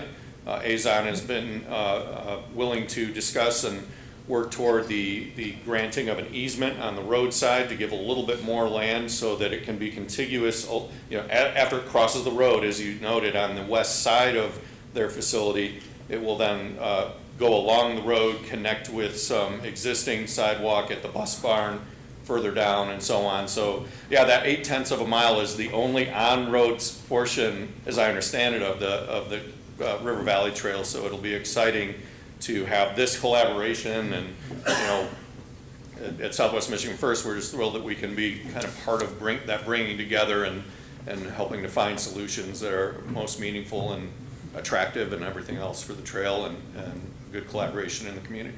Yeah, thank you for that update. Sure. An expanded nice trail and an expanded beautiful new building. Thank you. Any other questions? Well, thank you, sir, I appreciate it. Oh, I'm sorry, I didn't see it. Is the intention in the future possibly, and I don't know if you can answer this right now, so that's okay if you can't, to create, is there production on the site right now? Yes. Yeah, okay, yeah. And to create more production then in the future possibly? Yes. And so I guess my only question, and this is probably very broad and general, so forgive me, I'm trying to figure out how to say, is do you, in considering these expansions and plans, what do you do to ensure the environment is still, kept the way? We've had a lot of air quality issues, a lot of different things like that, and I'm not sure how your production works, so I'm not sure if that comes into play, but I just was curious as to the types of things you do to ensure that the environment is kept. We do have environmental studies done. Okay. We're basically chemical manufacturing, and we're very conscious about that. We're manufacturing for machinery. We're very conscious, you know, we're there every day. I've been going there for 40 years. I don't want it to, you know, destroy anything, and we've always followed all the rules. No smokestacks. None anticipated. Thank you. Thank you. Thank you. Oh, Trustee Ludi, one more? I actually kind of knew the answer to part of that question too, is that, you know, I see employees walking from the south of Ravine Road, crossing the road to get to the facility. So a trailway and the other developments, features are going to be good for the safety of employees too, because you've got multiple buildings on site on both sides of the road like that. So with that, I would like to move approval of the industrial development district for Azon based on the attached map and the identified parcels. I don't know if we can do that right now, Steve. We gotta go through the presentation first and then go Oh, to it. okay. We got another presentation on anything. So you're a little bit ahead of yourself. Yeah, we're in the public hearings. Oh, okay, I'm sorry. Okay? I was Yeah. excited. Well, I'll remember your motion. Okay? Thank you. I'll call you next. Thank you. Okay, the next one is a minor expansion of CalSec presentation. Todd, you want to come and talk to us? My first lesson is to make sure Dan presents for us next time. So it'll take just a minute. Happy to talk about CalSec a little bit if anybody wants to know more about us, but another local manufacturing company and been in the township for over 65 years, family-owned, and proud to be a part of Kalamazoo Township. This is officially the smallest project I've ever come to talk to township about. At just over 100 square feet. I'm happy to tell you all about it if you want. But it is an addition, and maybe to preempt your question, it is an addition for employee safety and environmental controls. So it's a dust collection system for our silo where we unload our spices after we extract them. This project is an enhancement of the dust control and safety controls around that operation. So this is just a small picture of the silo, which is the circle shape there. And then to the upper side of the drawing, to the north, is the existing silo control building, which will basically be doubling in size to house the new system for dust control. Also, in addition, onto the silo, just to extend the capture area around the trucks when we unload the spent material, what we call our ground spice. So, very simple. It's a effective system that's been used in similar industries. It uses a water vapor mist just to knock down the dust as it's created. It seems very simple, and we're looking forward to the improvement on campus. So I'll stop there and ask for questions on the silo project. I suspect there's another topic after this, but just in case. Steve? I just had a question about, is the silo dust collection system targeted to a particular product, like thyme, rosemary, cayenne, things like that? Yeah, it's true. Some of the products are dustier than others, but this will be an improvement on all of our products. Okay. So, yeah, it will likely be used on almost all of the products. Some of the products we're anxious to see how the water reacts with some of them that don't like water, but we'll be testing and commissioning that and working out the bugs. Does this also mean that since I live about a third of a mile from facility, that I won't be able to smell wonderful smells when you're working on certain spices? It depends on how good your nose is, I think, but I suspect you'll still smell the smells generated in the grinding process before it goes to the silo. Okay. Is where a lot of that aroma is released, or in some of our mixing areas where we're making any number of products any day, those smells still will be generated, I'm sure. Okay, thank you. Yeah. I'm glad to hear that you like the smells. Anybody else? Kirk, back to you. I'm just going to refer to a memo, let's see, where it talks about at the bottom, let's see here. This was prepared by McKenna. So we understand in 2020, the applicant pursued approval for various site improvements to the 3713 West Main Street location. Towards the bottom of that, they were talking about sidewalks. And it says, we defer to the applicant to provide a schedule of proposed construction of the required sidewalk. So, I suspected that might be the other topic, so I have a couple of slides to address that. oh, thank you. So the pathway, we've called it the pathway along West Main, was a part of a project that I was here for several years ago. And at the time, we accepted the responsibility to add the walkway, but we wanted to do more. In fact, Jim Justice, my predecessor, had worked with the township and a downtown development type group that was trying to form to extend that beyond the front of our property and really cover more of West Main. That fizzled out and then was officially, I think, met its demise in COVID. So we still had the plans, and we've had plans that O'Boyle, Cowell, Blaylock and Associates developed with us many years ago from the original design.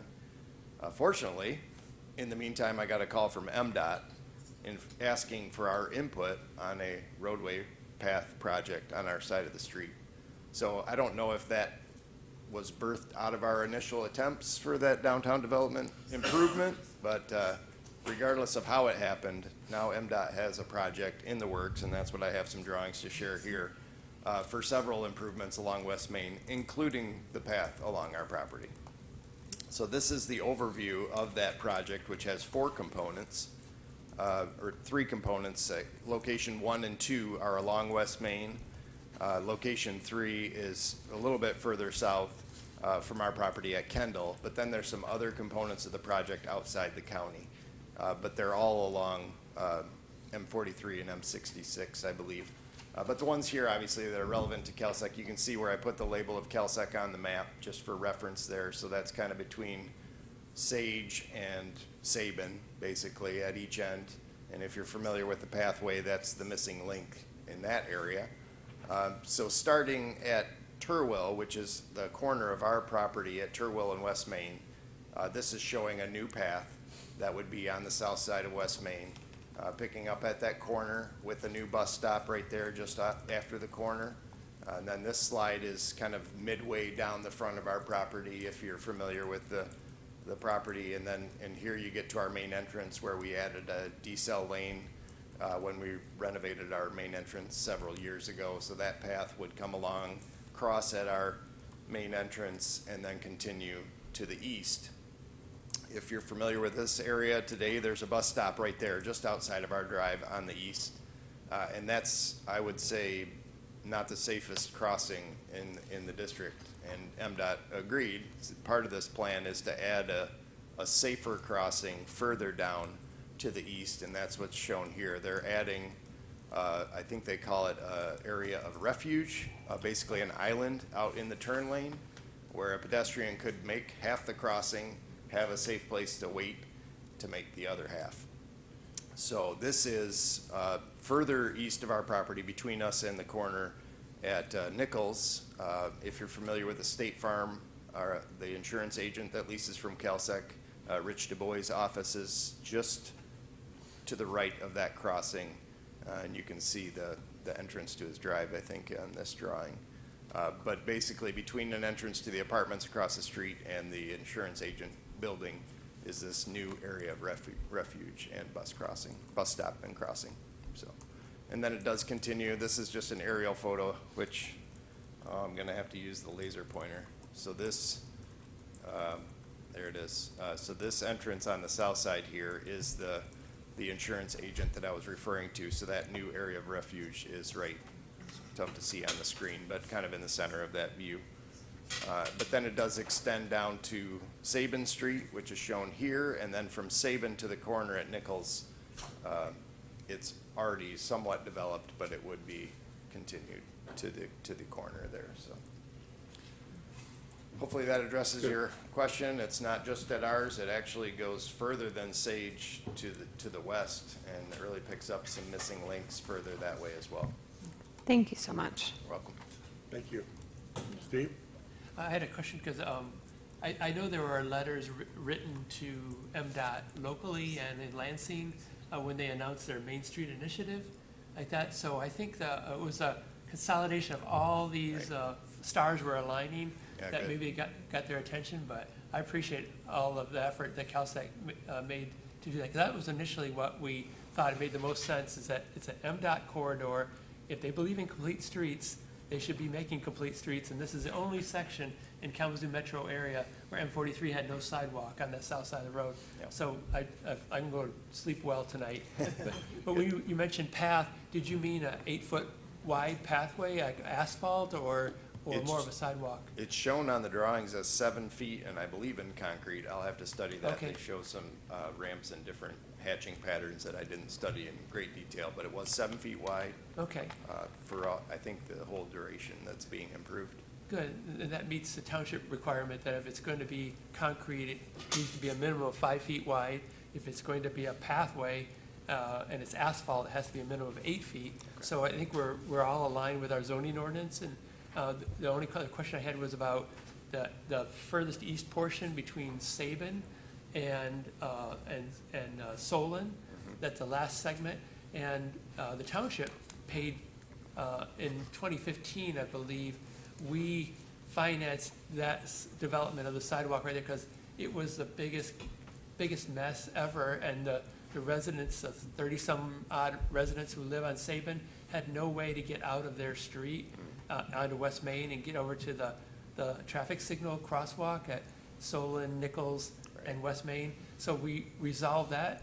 And so it sounds like maybe the work that we did is going to be maybe demolished in favor of something maybe even better, or? No, I think they come up to that area that's already done, and then they pick up a little further. I saw another drawing down at Kendall. There's Okay. another minor improvement at Kendall, and I don't know if it's just curb, the ramps or something minimal, but where there was already improvements, they're leaving them and then marrying up to those. Okay, that's good to know, because Kendall is still a problem child, because that southeast corner of that intersection is where people are getting off the bus, and then they're dropped off right in Kendall under the road commission right away. And people said they couldn't do anything to create a safer pathway for people there because that's a SHPO, a state historic preservation site. And I was like, no, that broken limestone is not a SHPO preserved site. So the township paid for a sidewalk to be on the west side of Kendall, so you can get students off of West Main. They come down there, then they have to cross Kendall, go east, Yep. and then proceed the rest of the way. And about 2000, the rest of that sidewalk was put in. Like that, so we have a way, but it's not so clean. And maybe MDOT will take some partnership with the road commission and improve that and make it even more safe in that Kendall area. Yeah, I know I saw a drawing specifically for that intersection, so Okay. I'll send you a copy of that Okay. clip. I didn't put it in here, but You make me happy. that I can beat. Yeah, thank Okay, you. any other questions for Ty? Thank you, sir. Pleasure. Appreciate it. Okay, now there's no old business, we'll go into new business. And the first one is the one that you can jump right on, Steve, and that is the request to approve the Industrial Development District, IDD, for Azon USA, for the outline parcel. Okay? Yeah, what, oh, sorry. Yes, ma'am. On this, we have an amended motion, Okay. so I'm gonna bring that to you, so do you wanna read the motion? Or Yeah, if you kind of amend it, just give it to Steve. There's just some wording change.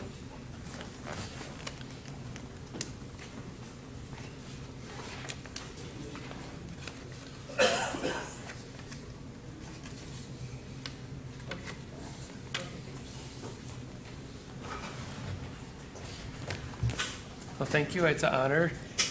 I would like to move for the board to accept an industrial development district for Azon based on the attached map and identified parcels, and set a public hearing for September 9th, 2024. Second. Your motion made and second to go ahead to adopt this, to move on to September, what do you say, 2nd? The 9th, September 9th. September 9th, I'm sorry. And so we'll do a roll call vote on this, and we'll start off with the trustee class. Aye. Aye. Trustee Ludi, Aye. trustee Miller, Aye. Clerk Mackey, Aye. Treasurer Miller, Aye. and I'm aye. Thank you.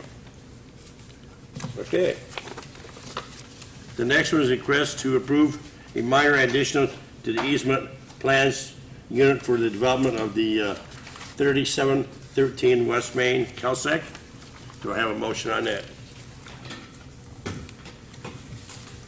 I would like to move that the board approve the minor addition to the existing PUD at 3713 West Main Street for the inclusion of an addition to Building 140, approximately 117 square feet, and a new silo enclosure addition of 184 square feet. Site plan has been administratively reviewed in accordance with the township zoning ordinance, and planning zoning recommends approval of the proposed additions. I'll second the motion. A motion made and seconded to go ahead and approve. And we'll do any questions or comments, which I forgot last time. Excuse me. All right, start with roll call vote. We'll start off with Treasurer Miller. Aye. Clerk Mackey. Aye. Trustee Miller. Aye. Trustee Ludi. Aye. Trustee Glass. Aye. And I'm aye. Thank you. Okay. Those are done. We'll move on to the next one. And the next one here is a request to approve the resurfacing of the Westwood Fire Station parking lot. And I thought Jairus was going to be here tonight, but apparently he isn't. Tonight, if there are any questions, he's giving me information. So if there are any questions on them, Right. he bid them out to 3 bidders, move forward with the appropriate bidders for all 3 of his items. Right. Okay. Any questions on it? Trustee Ludi? I stopped at the Westwood Fire Station on the way here, and may not be able to answer my question, and it's not that big of a deal, but I wanted to make sure I understood what, or our fire marshal might know, but, but I wanted to better understand the sidewalk, because I don't remember the sidewalk being so in bad shape. But then I got on site tonight, and then I realized it's a different sidewalk than I was thinking. It's where the sidewalk where the engines pull out to get onto Nichols Road, and that's been under duress. So I like the idea of proposing, of having 8 inches of concrete. Usually 6 inches is standard for a driveway, but a fire engine is heavy, so. We're going 10 inches. 10 inches, okay. 10 inches on the apparatus drive sidewalk, as well as the sidewalk across the entrance in front of the Okay. And the other question I had is further south from the drive, so more in the community parking area, the sidewalk has a small, maybe a 1-inch elevation change. It's not a 2-inch elevation change that, under state law, that defines it efficient. But I didn't know if that slab. Is it in the driveway portion? No, it's south of the driveway portion. It's just one slab, I believe. I guess that missed us when we walked the property. We can definitely look into that. Well, I'm not saying it's a problem. I just was curious if it was involved in the scope of the work, because it's not really a legal defined problem. It's roughly 97 feet is what we're looking at. Okay. Between the front apparatus driveway and the entrance to the. Okay, thank you. Okay, that's our next item, so we'll go back to the item before that, which is what we're on. Boy, I skip it. And that is the ceiling of the Westwood Fire Station for $6,034. That's 2 seal coats. And T&M Asphalt Ceiling LLC. So I'll make that motion if I can get a second. Support. Okay, motion made and supported to go ahead and have TM Asphalt Ceiling to go ahead and do this for, no, I just lost my money count here, $6,034. And we'll start off with roll call vote. We'll start off with Trustee Glass. Aye. Trustee Ludi. Aye. Trustee Miller. Aye. Clerk Mackey. Aye. Treasurer Miller. Aye. And I'm aye. Thank you. Now, Steve, we'll get back down to yours that Todd just talked about there, and that's about the sidewalks in front of where the drive is on the north side coming into parking lot, and also the ramps coming off the front there where the sidewalk is in front, which is crumbling, so. Okay. So do I hear a motion from anybody there? Well, I kind of talked about this already and jumped the gun, so I'll make a motion to authorize the replacement of the Westwood Fire Station sidewalk that leads to the apron and parking lot, but by Bolhois Concrete Construction. I will support the motion. And that was for a dollar amount of $7,830. Any questions or comments? Seeing none, we'll go ahead with the roll call vote. We'll start off with Treasurer Miller, Aye. Clerk Mackey, Aye. Trustee Miller, Aye. Trustee Ludi, Aye. and Trustee Glass. Aye. And I'm aye, thank you. Okay, the next one here is for the Northwood. Let me get back down here so I can find my place here. Request to approve the replacement of the Northwood Fire Station parking lot. And this is here a redo of the parking lot itself totally, because it has not been done. Station 4 was done 7 years ago, something like that. But Northwood has not been done, and this is a ground and repave. And it's for $57,900. And it's for, let's see, who is it got down here? From Lakeland Asphalt Company. And so I will make a motion to go ahead and award the bid to Lakeland Asphalt Company for $57,900 to redo the parking lot at Station 1, which is the Northwood Fire Station. Support. Motion made and support. Any questions or comments? Seeing nobody, we'll go ahead and we'll start off with Trustee Glass. Aye. Trustee Ludi. Aye. Trustee Miller. Aye. Clerk Mackey. Aye. Treasurer Miller. Aye. And I'm an aye. Thank you. Okay, now we're down to the request to approve the application of the Community Forest Grant. And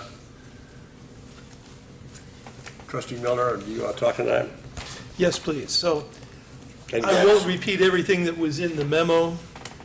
The genesis of this was mainly from Craig Sherwood, who is a trustee candidate, and to the two of us, Trustee Glass and myself. And looking at all the trees in Westwood, mature trees, some very lovely trees that were removed for the water main project and the lead line service replacement project. And thinking that we ought to have a group that's dedicated to preserving to the extent possible and renewing the canopy in our neighborhoods most broadly, but starting with this area, which has just seen a loss of some beautiful trees.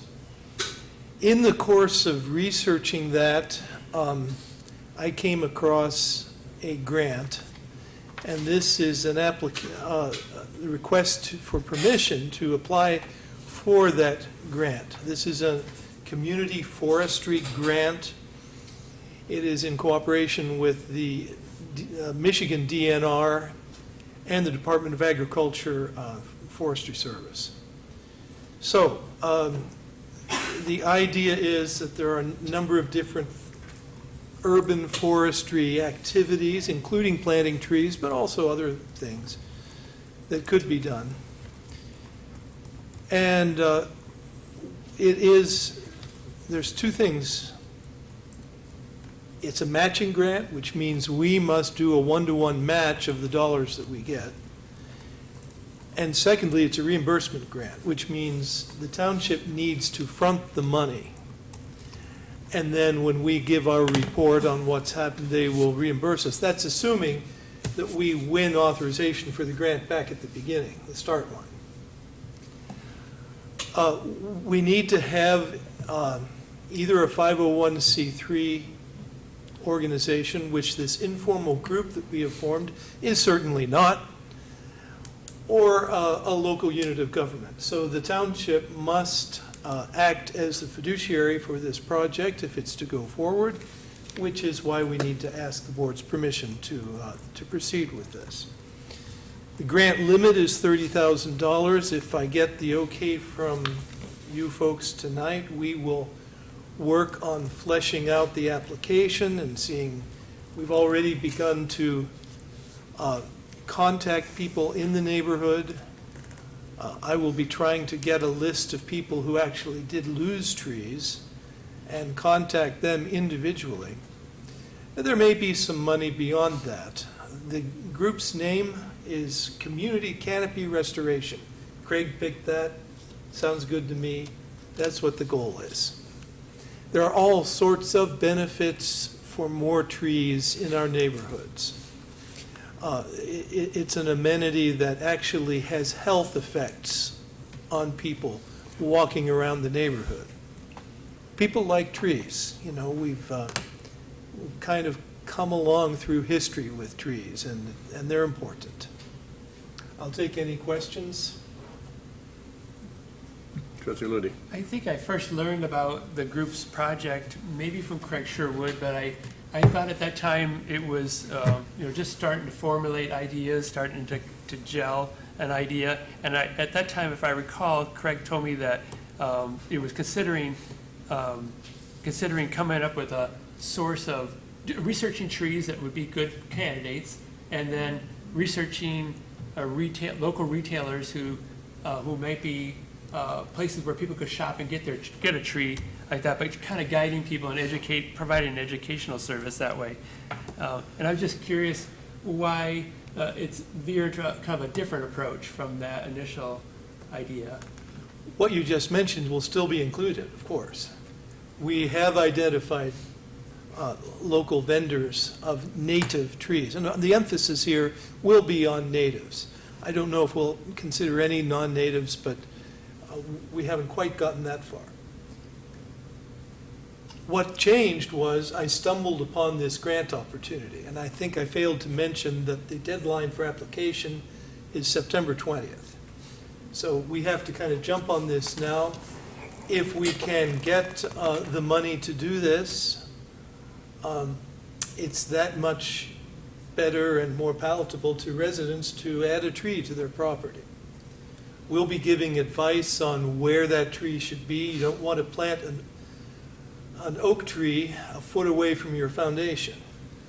You need to give that canopy some room to spread. So when we had a little meeting, Craig had a series of lines run out to stakes to show how large the canopy would be for different tree species. And we had good attendance. We had a dozen or so folks there. So the idea is it has just developed a little bit by the happenstance of coming across a grant opportunity. If we don't get the grant, we will continue to work on just what you said, the idea that we had before. To continue, I really like the idea of the trees. I was at the city's meeting at Hillside Middle School, and tensions were high that night because people lost a family member. This tree, typically trees that were 80 years old, had to be removed in order to get the new water mains and then to get the lead service lines replaced. So everyone understood that was like the larger good was there, but it was still such a painful experience. But I know a sizable percentage of the trees that were removed were directly over the water mains or in the vicinity where the water mains construction needed to be. So I was always concerned that we don't want to repeat that and have to relive history in another 80 years or even much sooner when, for example, me, in the last 10 years, water mains have burst twice in front of my house. So they still need to be serviced even before 80 years and need to get access to them. So I was just really conscious of trying to stay out of the utility and the road commission's road right-of-way. So the homes there have a smaller front yard setback than say my house, and so it's even a little tighter to put a tree. And so I really like the road commission provides a brochure, which I've distributed to the board, with guidelines for planting trees and shrubs near road maintained by the road commission. And I think that near word is the most important thing, because the brochure goes on to give a diaphragmatic example of where to plant different trees, but they do not include to be planted in the road right-of-way. So that's something we have to be really careful of, just on that logistical matter. So when residents through this possible program or on their own, they gotta be careful not to plant trees where it's gonna create a problem for them or the next owner of the property. One of the things that's also valuable about the Road Commission's brochure is it gives examples of native trees to plant, from small to medium to large size ones. As Trustee Miller said, you don't want to plant a big oak tree, or please do not plant a silver maple tree that's broken up most of our sidewalks because they have horizontal roots. But there's also, people could consider service berries, or amalankers is another name for them, or red buds. Those are small trees that have a small footprint, but I have those in front of my house because I only have a limited space, but they provide great benefits of shade like that without having a big tree that could cause problems to my foundation. Like I say, I'm largely, overwhelmingly supportive of planting more trees in the right spot. But my concern is when I wear my township trustee hat, my fiduciary responsibility concerns money and taxpayer funds. And so I'm concerned about the opportunity cost of the township putting up $30,000 when that money could be used for other township purposes.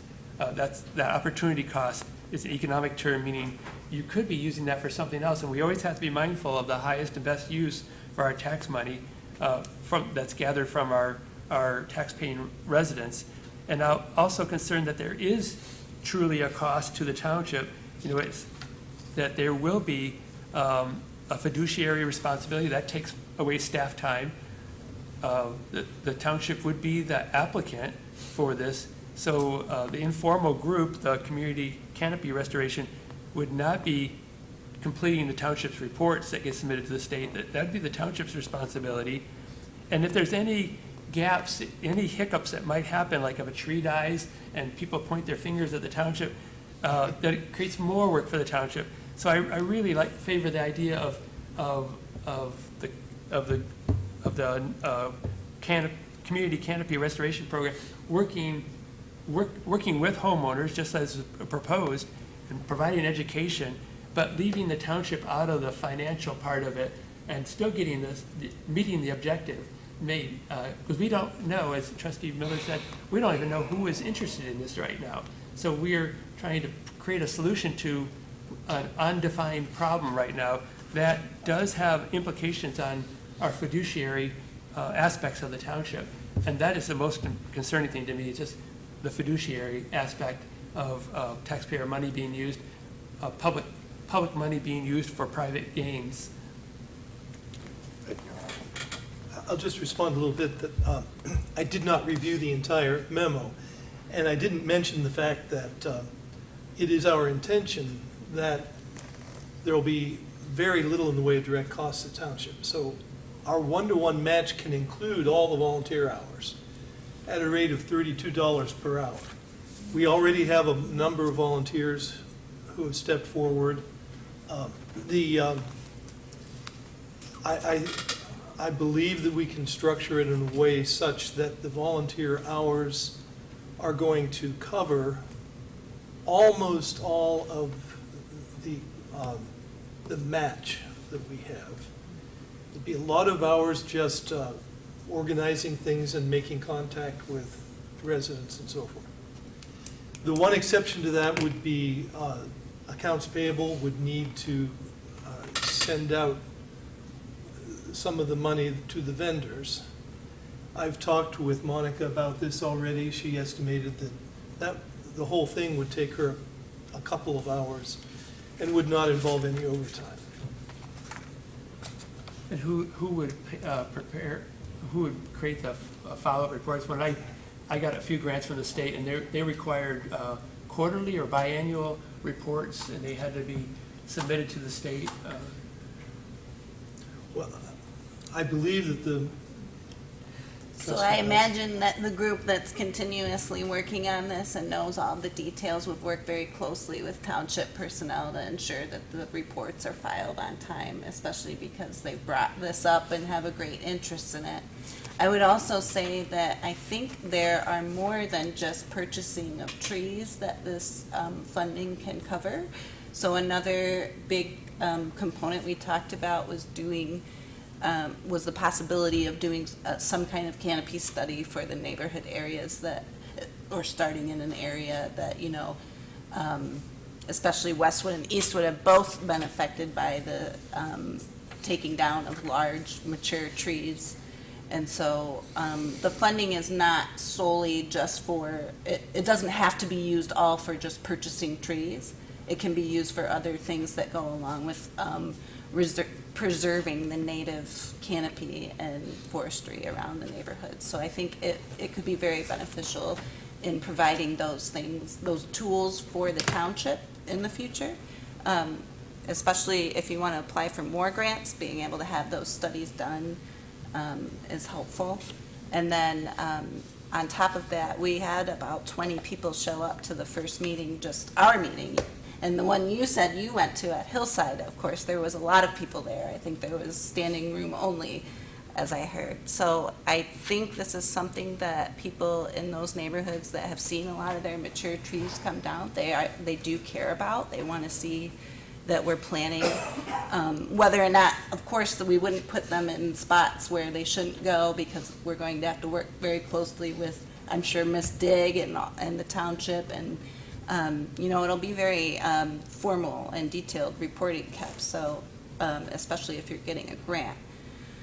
So I don't see it being, I see the benefit to the township being much greater than the cost, if there is any, physical, financial cost. But volunteer hours will take up a large chunk of that match as well.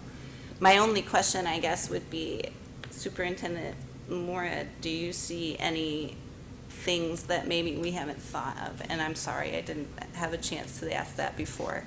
Or do you see any things that we should think about related to I this? have more of a process question. This is to approve the application of the grant. Does the board then accept if it's approved? That, I don't know. I think we do vote again to accept it.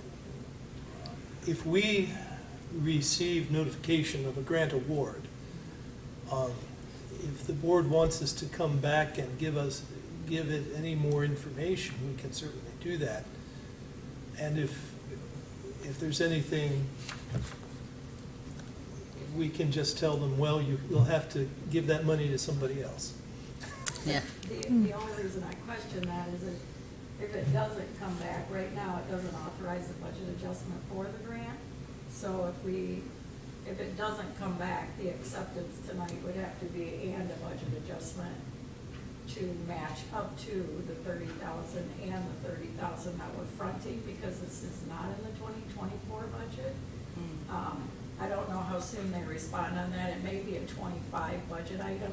So the only thing I'm thinking about is the budget application of this. But if it's this year, we need to authorize up to $60,000 with a $30,000 reimbursement along with the grant application. Certainly, we will be working with our volunteers on identifying where there's space for a tree and a desire for a tree. But we won't be doing any purchasing until 25. But do we have just to- for do we have to record pay it before that, purposes. though? That's the problem. We will need to pay to suppliers for the trees and the materials, whatever, mulch and so forth. And then it is a reimbursement grant, so we provide the evidence that it has actually happened and they reimburse us. I was gonna say, you can probably look up when oh, go ahead. I just had a couple questions. One, do you feel like administratively, do we have any capacity issues with, like, because obviously all the reports will have to be filed by us. From the administrative perspective. Yeah. It's prepared by the canopy committee and brought to us to submit. I don't see that being any more time consuming than the accounts payable. Okay, that's what I was hoping, but, also, who would be doing the physical planting of the trees? That's the committee of the volunteers. Okay, Yeah. so I guess another thing I would have a question about is, just liability. Like, would we need to, this is a legal question, it's general liability concerns, would we need to have any kind of additional insurance or waivers signed to undertake something like this? The only thing you might want to do is get hold of your insurance company for the volunteers. Mhm. If you start putting stuff in people's yards, that's on their liability insurance, but you may need to cover the volunteers in case you get injured. Okay. Anybody else? Steve? Like I said, I strongly support this. I am a tree guy, and hopefully y'all know that. But I do want to protect the township. That's my first job. And so I think I counted 12 ifs, if. So there's a lot of not solid, we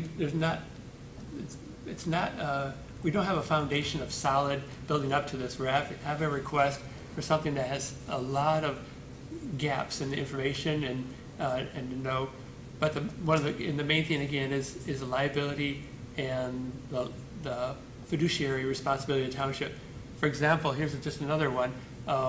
Attorney Marshall he's educated us that we have to have meeting minutes for committee, even if it's less than 3 board members, it still needs to be noticed. The meetings to be noticed. They need to have meeting minutes, not just when Steve asks for them or mentions them, then somebody says, oh, I've got those if you want them. They have to be public documents, just like all of our other documents. So we have even more administrative tasks to make sure that's done right, so we're not held in any liability, and we have to make sure that's done, and we have to make sure that it gets done when there is another opportunity to solve this exact service that's being sought, and that is having homeowners work directly with the committee outside of the township being involved financially.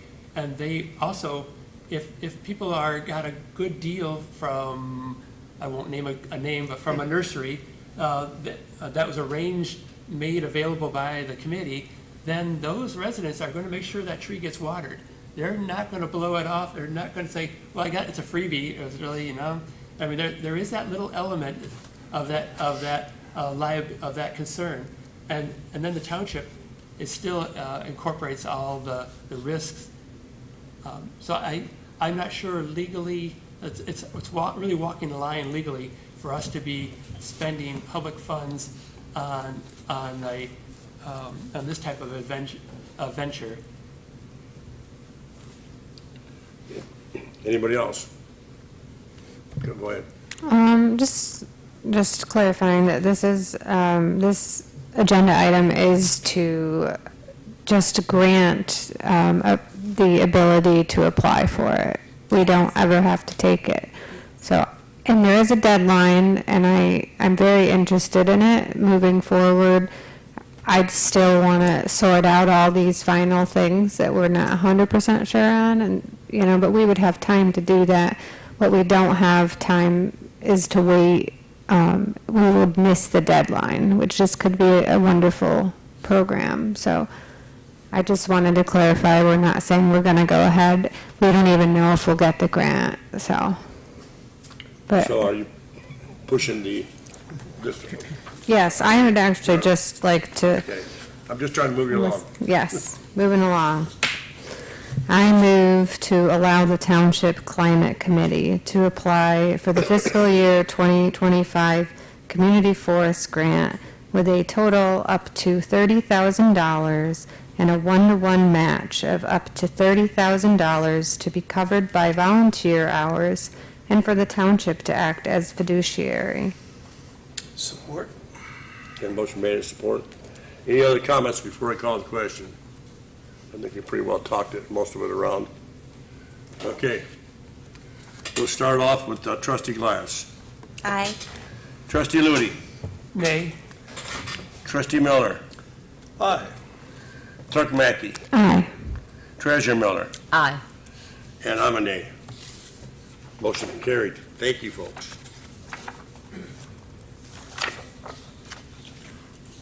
All right, down to the last one.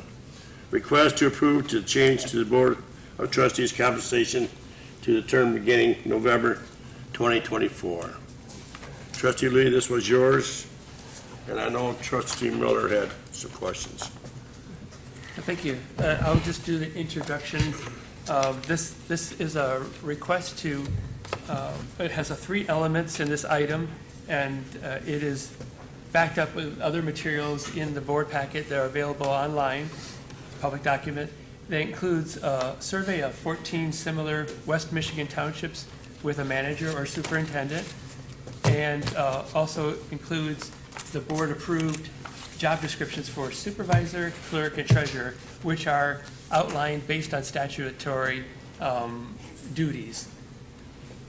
The third component of this item is the last piece in a process of hiring our superintendent, because the township board needs to update the supervisor's scope now that we have a superintendent.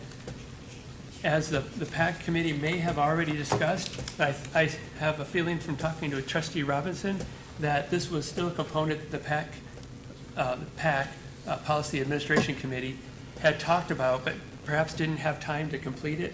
And now is the time we need to get it done. The timing overlaps the elections, but has nothing to do with the elections, because this is only the second meeting that our superintendent has had with the board.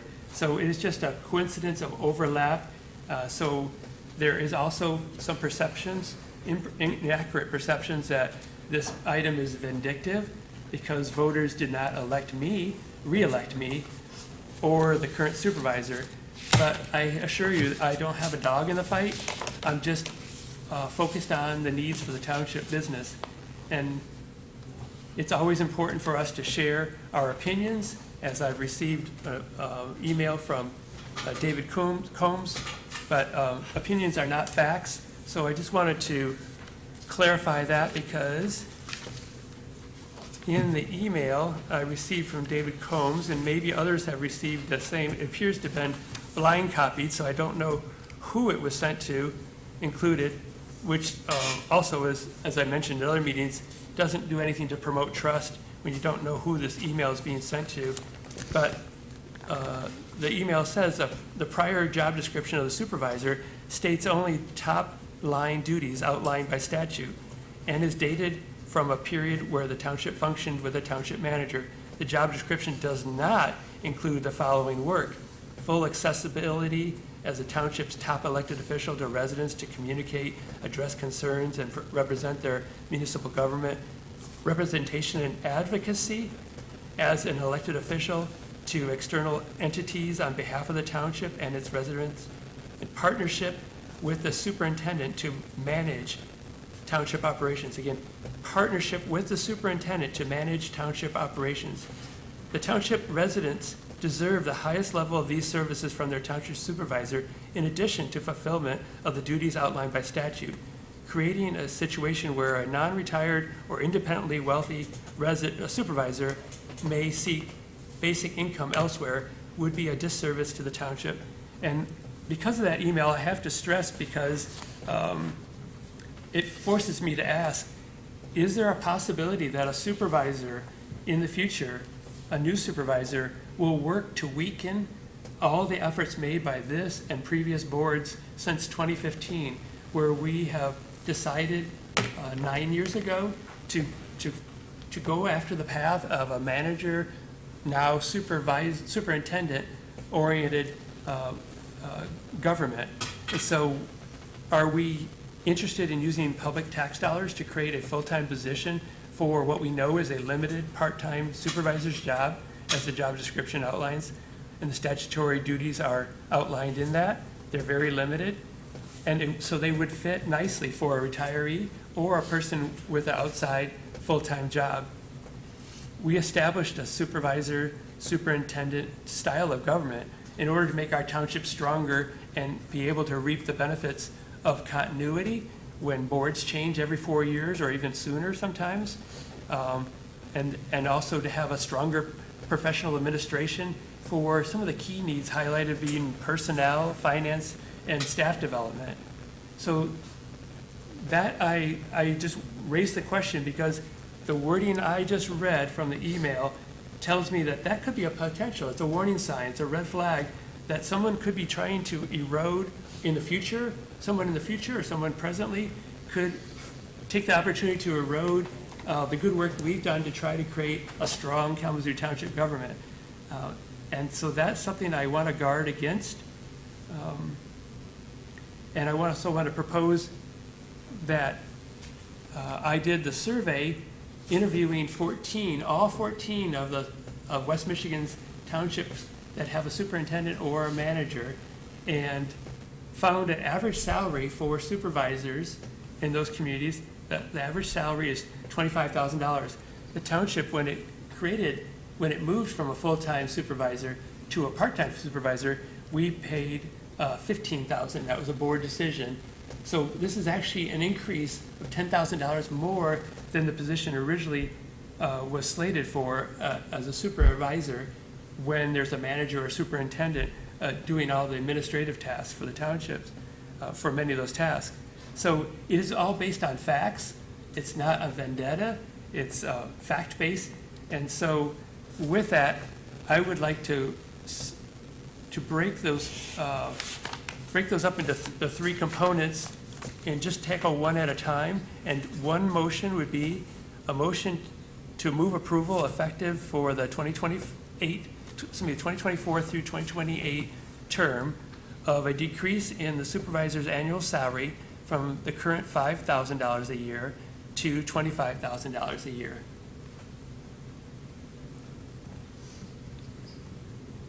Okay, is that a motion? Yeah, and if there's a second, then there could be further discussion. Motion on the floor, is there a second?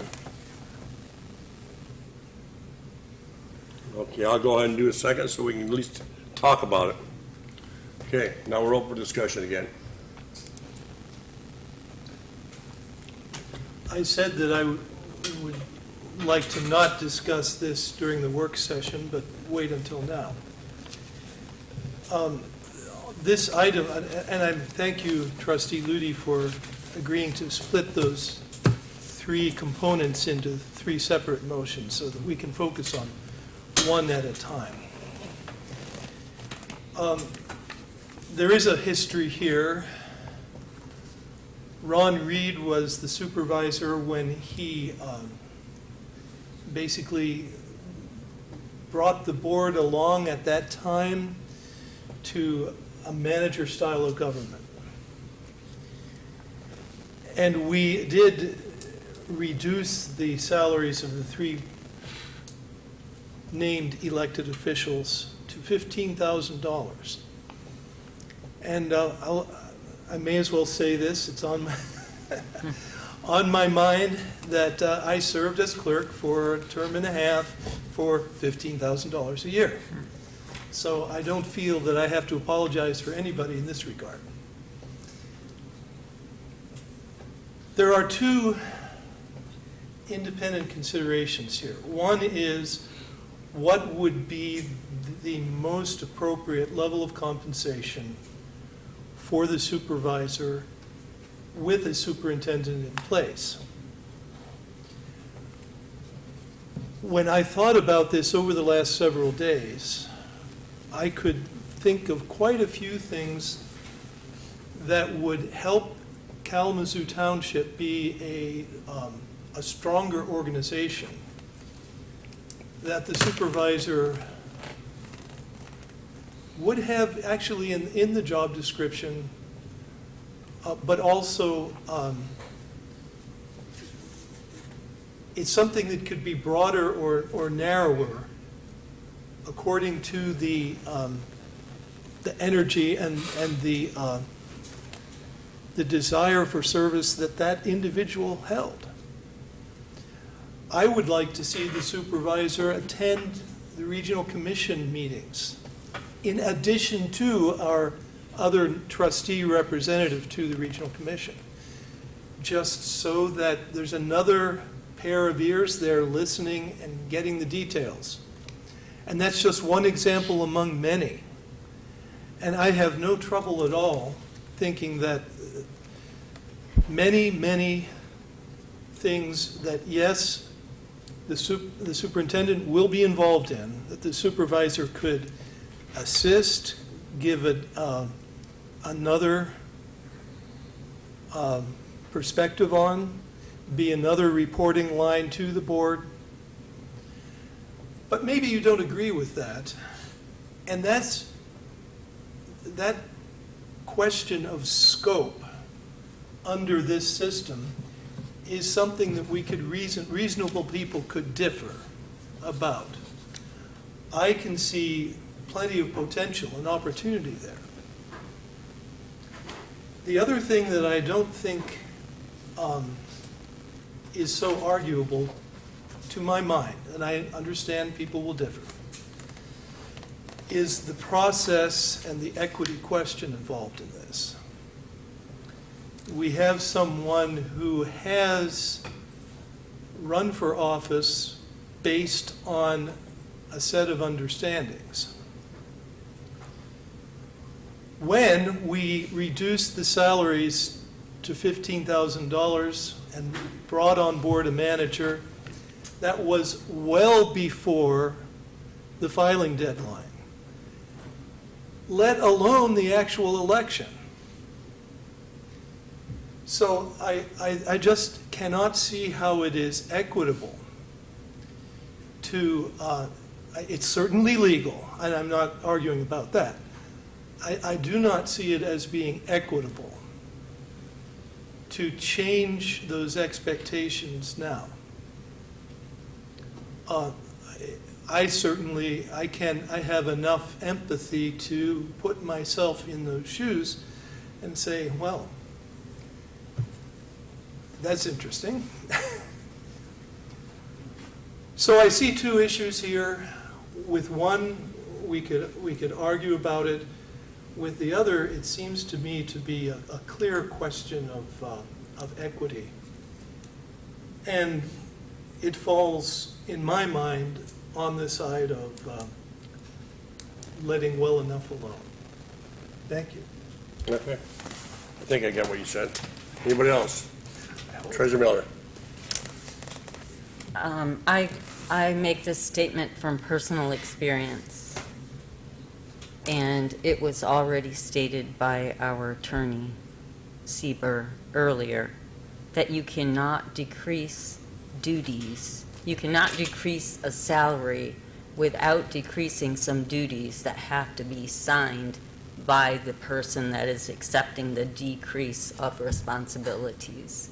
So it's not even something that we legally can vote on, because the new supervisor is, or the upcoming supervisor is not in place yet. And, that has to be an agreement between that candidate and the board. And again, I say from personal experience, because I tried to do this in 2017, and I was not willing for $1,000 to remove one of my duties as treasurer.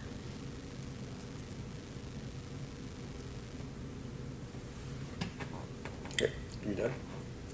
Anybody else? Just a point of clarification, that is not exactly what Attorney Sieber says. That applies after a person takes office. You cannot reduce their pay without a signed, it's misrepresentation to say that would apply right now. So I wanted to clarify that as a fact. But again, anyone, the public can look at these materials. They can see that the similar townships are all surveyed there, the 14 townships, and that we are paying right now, because we're under our old system we're trying to move away from, because we're trying to do this last step of the process of moving toward finishing our superintendent process, but we are paying right now twice as much as any of the other supervisors who have very similar situations where they could have the potential of assisting and attending all kinds of meetings, and perhaps they do in some townships, but that's all hyperbole, that's all possible. And what we do have to do is make a decision based on the facts we have for right now, that those are apples and apples, those are same type of supervisor, have the same type of fiduciary, same type of statutory responsibilities outlined already in our job description. So it's clear to me the fixed things, the solid things that we can judge.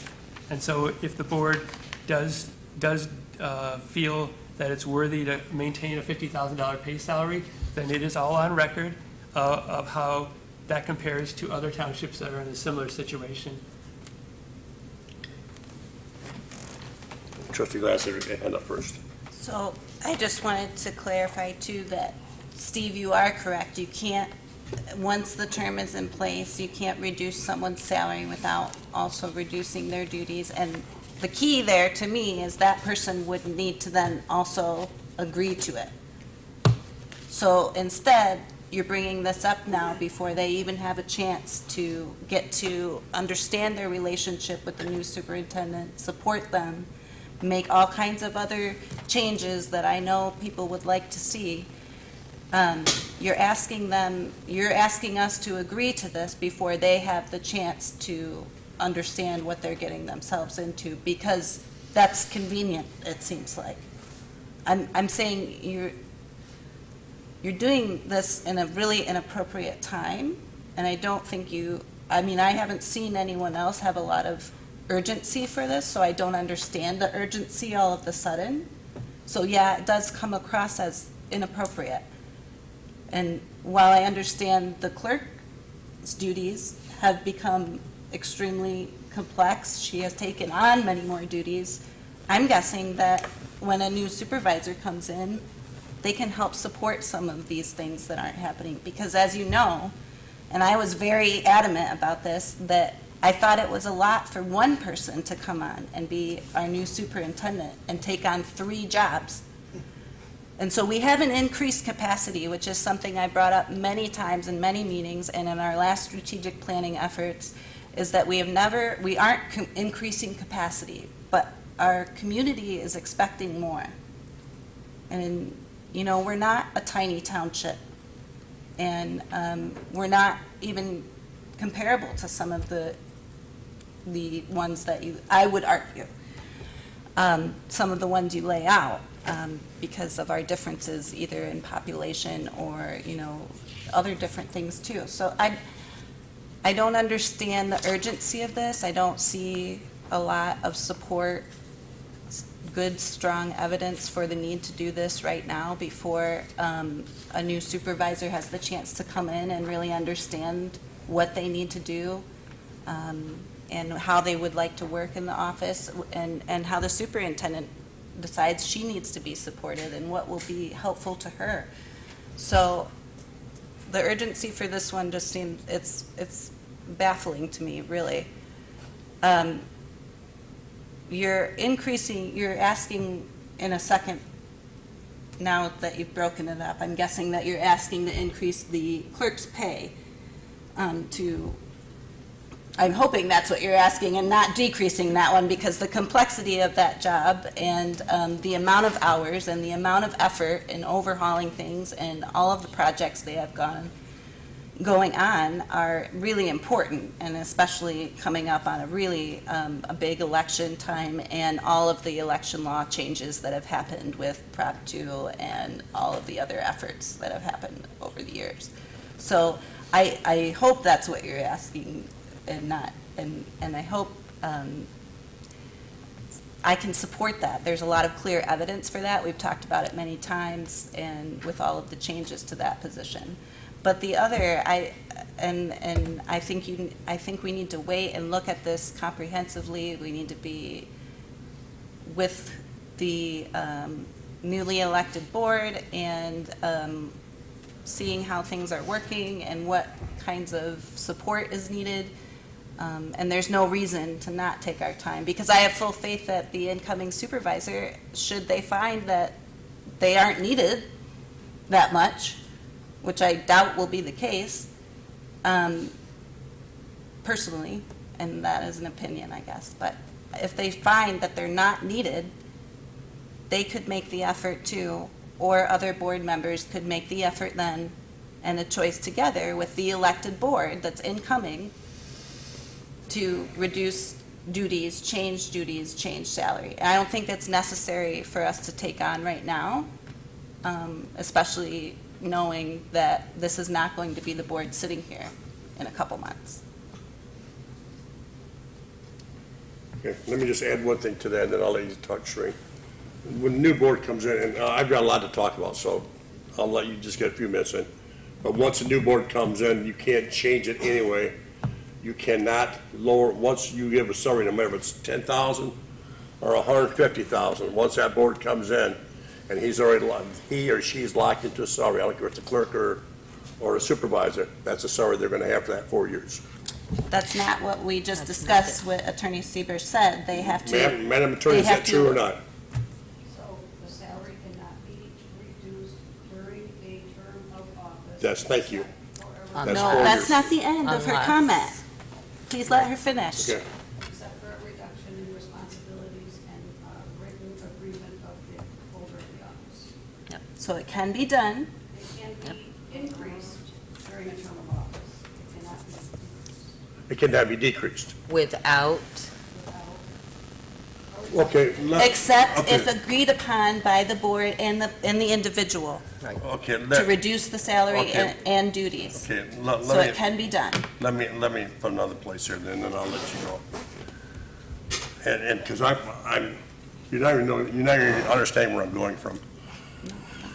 When we looked to hire a manager or a superintendent back after the manager Mitchell's deal, and we were told, this board approved to go to a superintendent rather than a manager. The reason why you went to a superintendent, because you could give them powers, take away from the supervisor, give them the powers to be able to run the township. Where the manager, you could not take those duties away. Am I correct, Mark, or not? Isn't that the Don't reason ask why we me. did that? Huh? Please don't ask me. Well, isn't that the reason why we picked a superintendent rather than a manager? What was the difference, Madam Attorney, between a manager and a superintendent? Why did this board decide they wanted to go to a superintendent rather than a manager? Okay, so a superintendent has statutory duties that if they are not exercised by a superintendent, they fall to the supervisor. So a manager, his duties really would have been a part of a contract. So it's in contrast to, there's no statutory duties of the manager.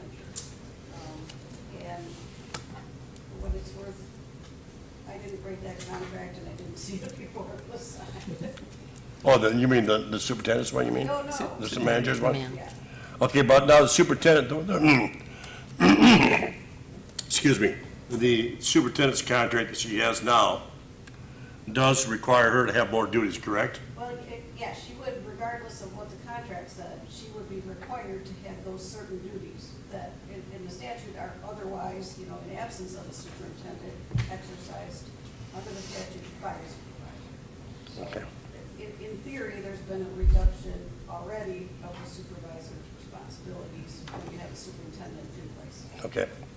All right, now, let me add just a little bit to it, then I'll shut up. I agree with Mark. I've tossed this over a lot. It is not fair for anybody, if they're coming in to be a supervisor or a clerk, is to cut their salary now. It should have been cut before whoever got elected.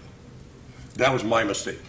I should have already went ahead and said, all right, as long as we gave these duties to the superintendent, I've only got these duties to do now, then my salary should be less going in if I win or if I lose. And whoever goes in. I did not do that. Now we're past that point. We're past that point because we've already elected a new supervisor. So I'd be voting no to lower his salary. But I'm also going to put a little caution in this thing too. I want this township board to run efficiently, properly in the right way. And I do not want anybody trying to change or get rid of a superintendent because they want to take over power of this board. I want this board to work together. And if I see that happening, I will be down here every board meeting with a group of people. So I'm telling you right now, let's make this township work. And I'm gonna vote no to do your salary. So you're gonna have one person that's gonna vote yes. But if I want that change, I should have changed before, and I'll take that, I'll eat that. It should not be changed now. Okay. Shereen? Thank you. I brought up in the work session that probably the most effective and efficient way to do this is to ask for a wage study for the elected officials, so we can get actual numbers on townships, municipalities that have around the same amount of people, their responsibilities, and the salary that is being paid. So, again, I'm going to ask this board to, for all three of these requests, to ask our superintendent to follow up with a wage study for elected officials. To clarify, Treasurer, are you asking that our superintendent conducts a wage study? I'm not saying that. I'm saying that in order to effectively pay our elected officials, we should have actual numbers from actual municipalities. Now, how that gets done, whether our superintendent goes out and asks a firm to do that or is done by herself, that's not, I don't know. I don't make that call. I'm just saying, in order to be able to make a good decision, that we have actual numbers. And I'm not sure. Let's ask our superintendent how she would follow up on it. Well, Madam Treasurer, and I'll let you go to the superintendent manager, though. You've got a new board coming in November 20th, and I think that'd probably be the proper time to go ahead and do something like that, not under the old board. And maybe you'll have everybody together making these decisions. Anybody else? Steve? I think we pretty well concluded unanimously that the timing is not good, but there is still a fact that we're just in the last chapter of the process of converting the township from a manager to a superintendent style of government.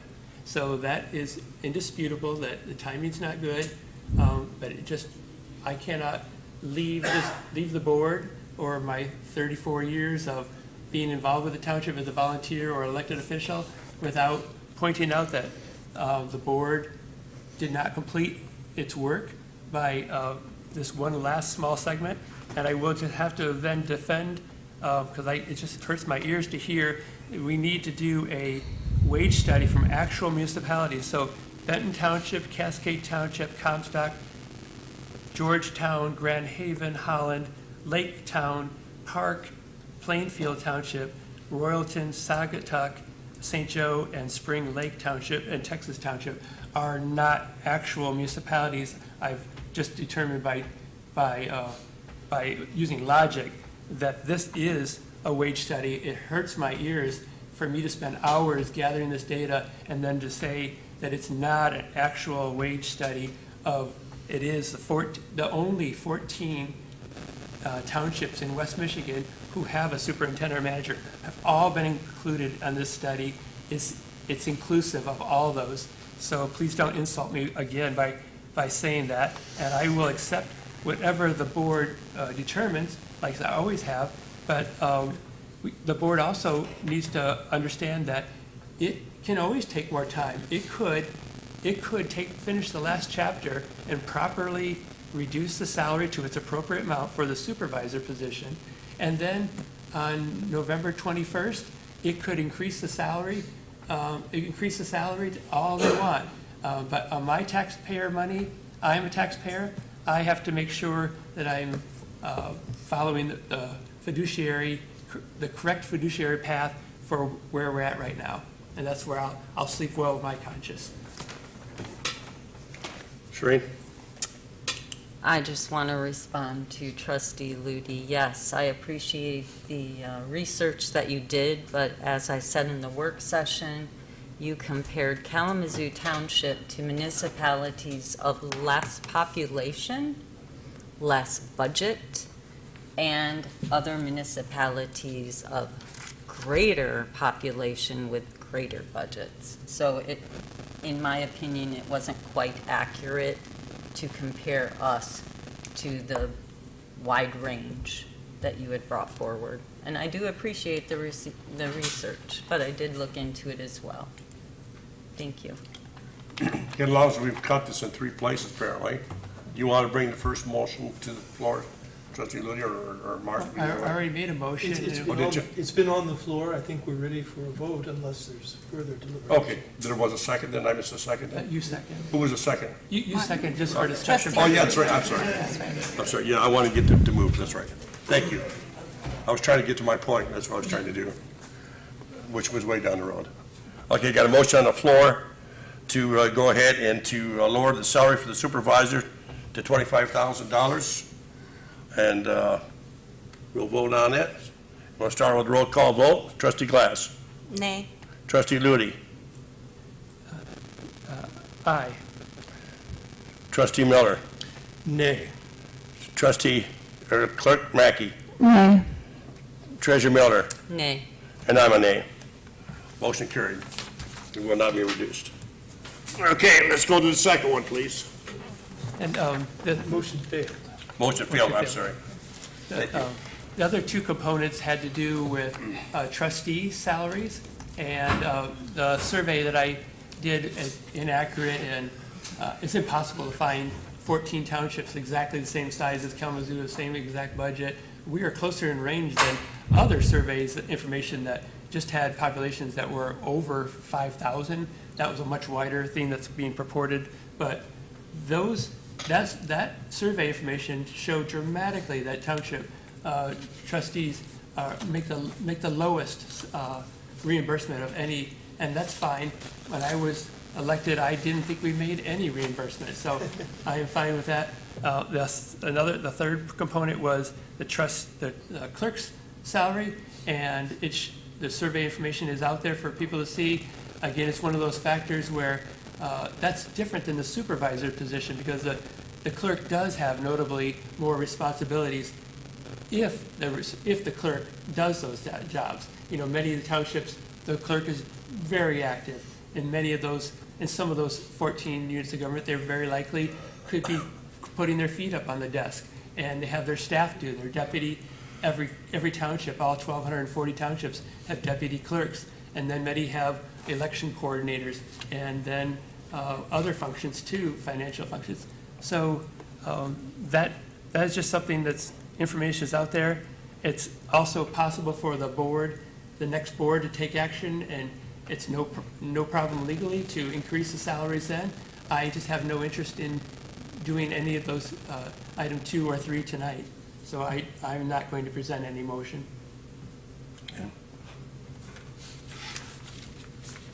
You got it for the board. Okay. We are down to, excuse me, let me get this frog on my throat. We're down to board member comments. We'll start off with Trustee Glass.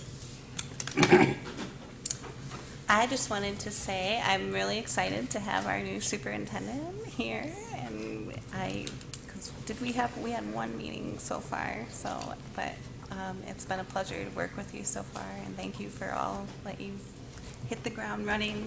I feel great about it. I was really excited for our police chief to receive accreditation. He's been working very hard on that for a long time, and it's just such an honor, and I love seeing them kick off community policing at the recent National Night Out, to see the community police officers out there, like playing ball with the kids and getting to know neighbors and just, you know, being present. It was really great. And I wanted to thank our clerk for all her work on the recent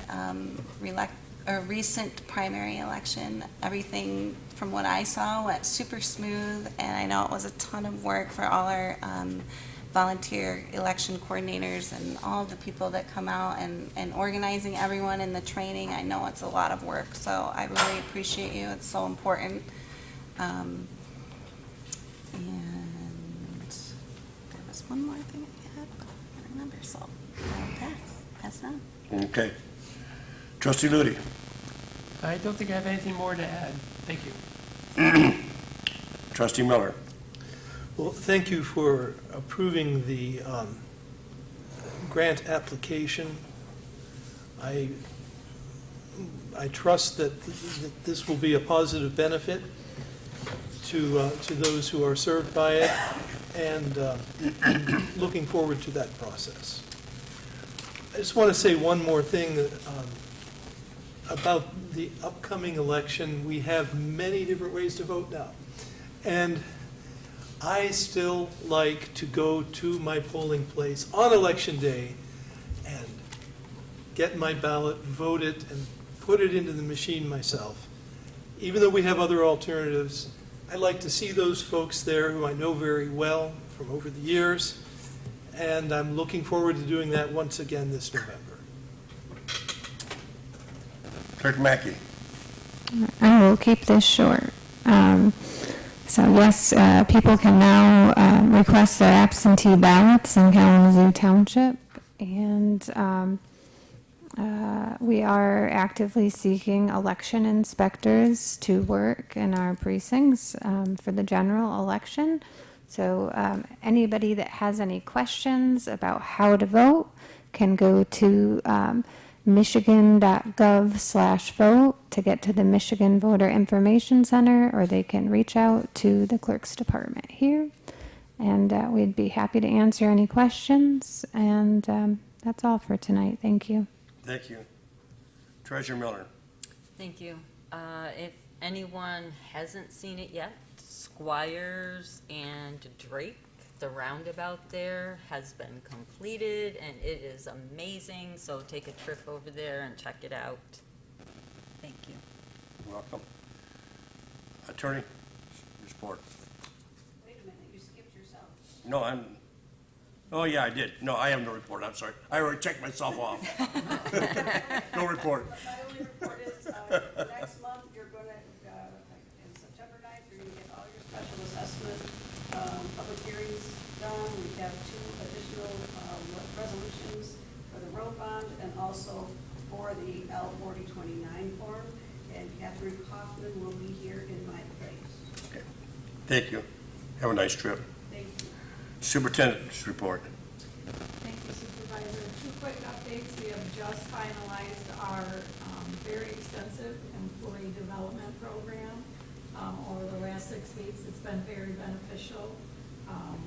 We have also now started, as of last Friday, a full service review with the staff, where we've gone through and identified all the services in the township. The next step is to go through and see how we make those services more efficient for the community, and how we roll that out to the community. We're calling it a playbook, where it's very straightforward, and the residents can follow along very succinctly on all the services we've had and the time of year that those are available. So we will get that rolling out over the next month, and hopefully I can present that to you soon. Thank you. Thank you. Now's the second time for public comment. You have 3 minutes. Please step to the podium, give your name and where you live.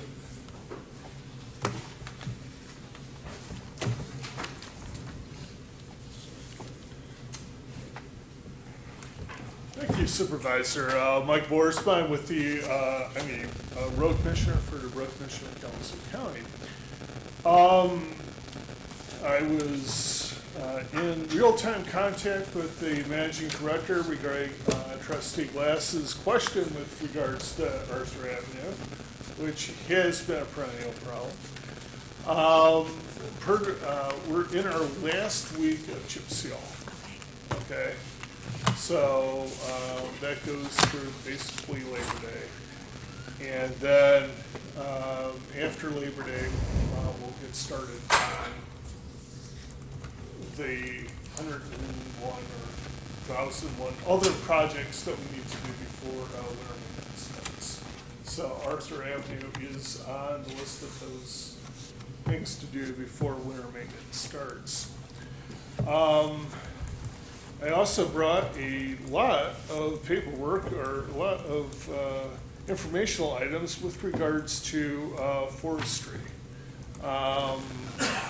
We have, I believe Trustee Ludi was, had attached our Road Commission's brochure on right-of-way forestry. So just to remind the public, right-of-way on a street is generally 33 feet from the center line of the street. So within a right-of-way is not just the Road Commission's responsibility, but also utilities, sewers, water lines, and everything else. So planting within the right-of-way comes with its own set of risks. I've talked to residents at the Westwood Neighborhood Association a number of times with regards to this. It was a very traumatic issue for them to lose their trees, especially along Campbell and some of the other streets. From what sounds like, the city was not entirely transparent with how the process was going to go. And apparently, at some of the meetings, it sounded like the city had some money for trees. I don't know. We're still trying to look into that. So I do have copies of the Road Commission's brochure. I also have copies of the Consumers Energy Forestry Operations presentation that just happened a few days ago at the supervisors meeting.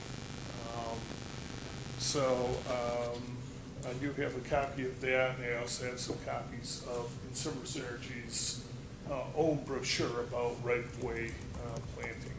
So, which should be of help to the public. Just so you're not trying to plant a 50-foot tree, then 50 years becomes a 50-foot tree right underneath a power line, or that needs to be replaced because we're doing road maintenance or the sewer has a problem or something like that. So we want to, as far as possible, prevent problems moving forward, smaller trees, bushes, et cetera, within the right-of-way, and then larger items outside the right-of-way. So with that, I think we're just about done with our major projects in K Township. I haven't heard anything. The Drain Commission was going to do something with Davis Olmsted Drain, and that may be done, from what I understand. I'll learn more tomorrow when I'm at the meeting. So, but yeah, I do not think that there are any other projects besides the Drake and Squires roundabout, which is finally done, which should be, thanks to residents finally observing some of the detours worked its way through. So thank you. Thank you. Yep. Any questions for Mike? Steve? Just a kudos. I'm on Lauderdale Drive, And that's one of the last streets in our road bond project. You know, we approved this $10 million bond, and I had to wait until this year for my street to get done. It's one of the last to be done. And I've heard, you know, before complaints people say about the loose stone on a chip seal, that, you know, that the loose stone was a problem for them, or their perceptions of that. Well, not what the operation I saw on Lauderdale. The stone had hardly landed in place, and I'd say there were at least 8 passes of the brush accumulation machines, whatever it's called. Yeah. They were going down the street at 5 miles an hour, and it's very efficiently taking up the stone. So there was maybe just one day of loose stone, but that was the intention, for cars to pack it down and make that interaction, that interface with the sealant. And I just have compliments for the work. Thank you, Trustee Ludy, and thank you to Kalamazoo Township for bonding for the roads, because without that, there'd be much less local money to work on local roads. So thank you. Yeah, and all those roads were done by, were led by our current supervisor, and that matches the community survey, said that was the township's top need, and our current supervisor, working with the road commission, got it done. So thank you. So just one last thing before I yield the podium. At the last Westwood Neighborhood Association meeting, the residents of the city were complaining about their streets, and the residents of the township were very happy about the quality of their streets. So I'll leave it at that. So thank you. Steve, another thing to you too, they're behind on the fog seal. Okay. So I just got to think today that probably later this week, if it don't rain, they'll get it swept up all the way, and then they'll put the flag seal down. Thank you. Anybody else? Come on, David, tell us where you live. Yeah, David Holmes, 2316 Brook Drive. I didn't plan on making a comment tonight, and I still don't plan to comment on the compensation decisions that you made. But it's no secret, if anyone here doesn't know, I am the only candidate currently on the ballot in November for Township Supervisor. So in that context, I just wanted to say a couple of things, listening to the conversation today. First, should no other candidates pop up before November, before the November election, I just wanted to commit to and reaffirm a few things that you all said. One, continuing the conversation about board compensation, both compensating the clerk for what she does, and also the very legitimate questions about what the supervisor's role should be, and how it should be compensated. So I just wanted to say that, and also being on the ballot this time, at the risk of edging into the political here, was my first time running for office, and I learned that running for office, even at the local level, is a minefield of rumors and hearsay and comments and opinions. And through that year-long process that I've had my name on a ballot here in Kalamazoo Township, I've adopted a relatively new policy for me, and that's building relationships with folks based on only that one-to-one communication. And to that end, I just want to share one. Supervisor Martin, you mentioned if you see any efforts to stifle our new superintendent's work here in the township, you'll show up with a group of people. I hope you do show up with a group of people, because we need more people here. However, I have had some conversations with Superintendent Morad, and not to mention just the knowledge that we all know of her experience, and I'm looking forward to the possibility of working together and moving the township forward together. And the last thing I'll just say is I hope that you, Supervisor Martin, and I can have some conversations between now and then. Thanks. Thank you. Anybody else in the audience? Anybody on Zoom, sir? Before we do that, real quick is, most of the board knows I am president of a nonprofit here in Kalamazoo, Talents Out Counterfight. We fly veterans from Kalamazoo to Washington DC for a day where they get to see their monuments, and they're brought back home same day to a community welcome home that they never got when they returned back from service. We started with World War II, Korean, and we are now to the Vietnam conflict. Saddened to say that the Vietnam veterans that we are flying right now are in worse health shape than any of our World War II and Korean veterans. We have another flight on October 12th. I'm inviting all of the Kalamazoo Township board members and citizens of Kalamazoo Township and Kalamazoo County to that homecoming. The homecoming will be at the Air Zoo. Out in Portage at Millen and Portage Road. The plane is scheduled to land back here at the Kalamazoo Battle Creek Airport at somewhere between 8:05 and 8:15.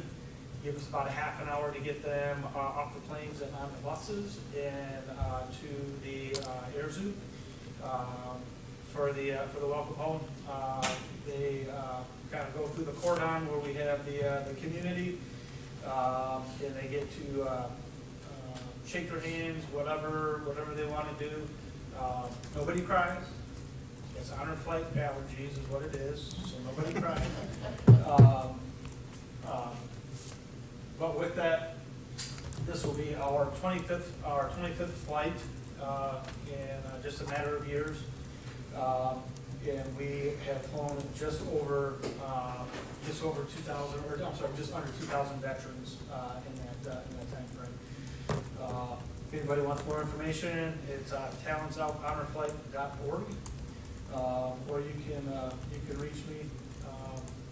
All my information is on the website there, and I will be happy to answer anybody's question on that.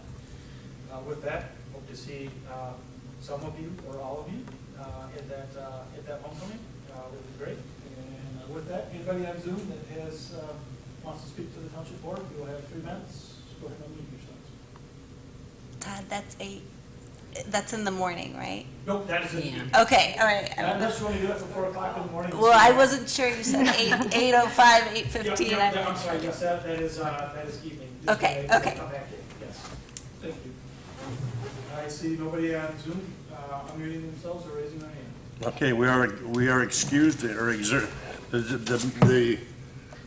let's start over again. The board packet has been exhausted, so we are done at 9:36.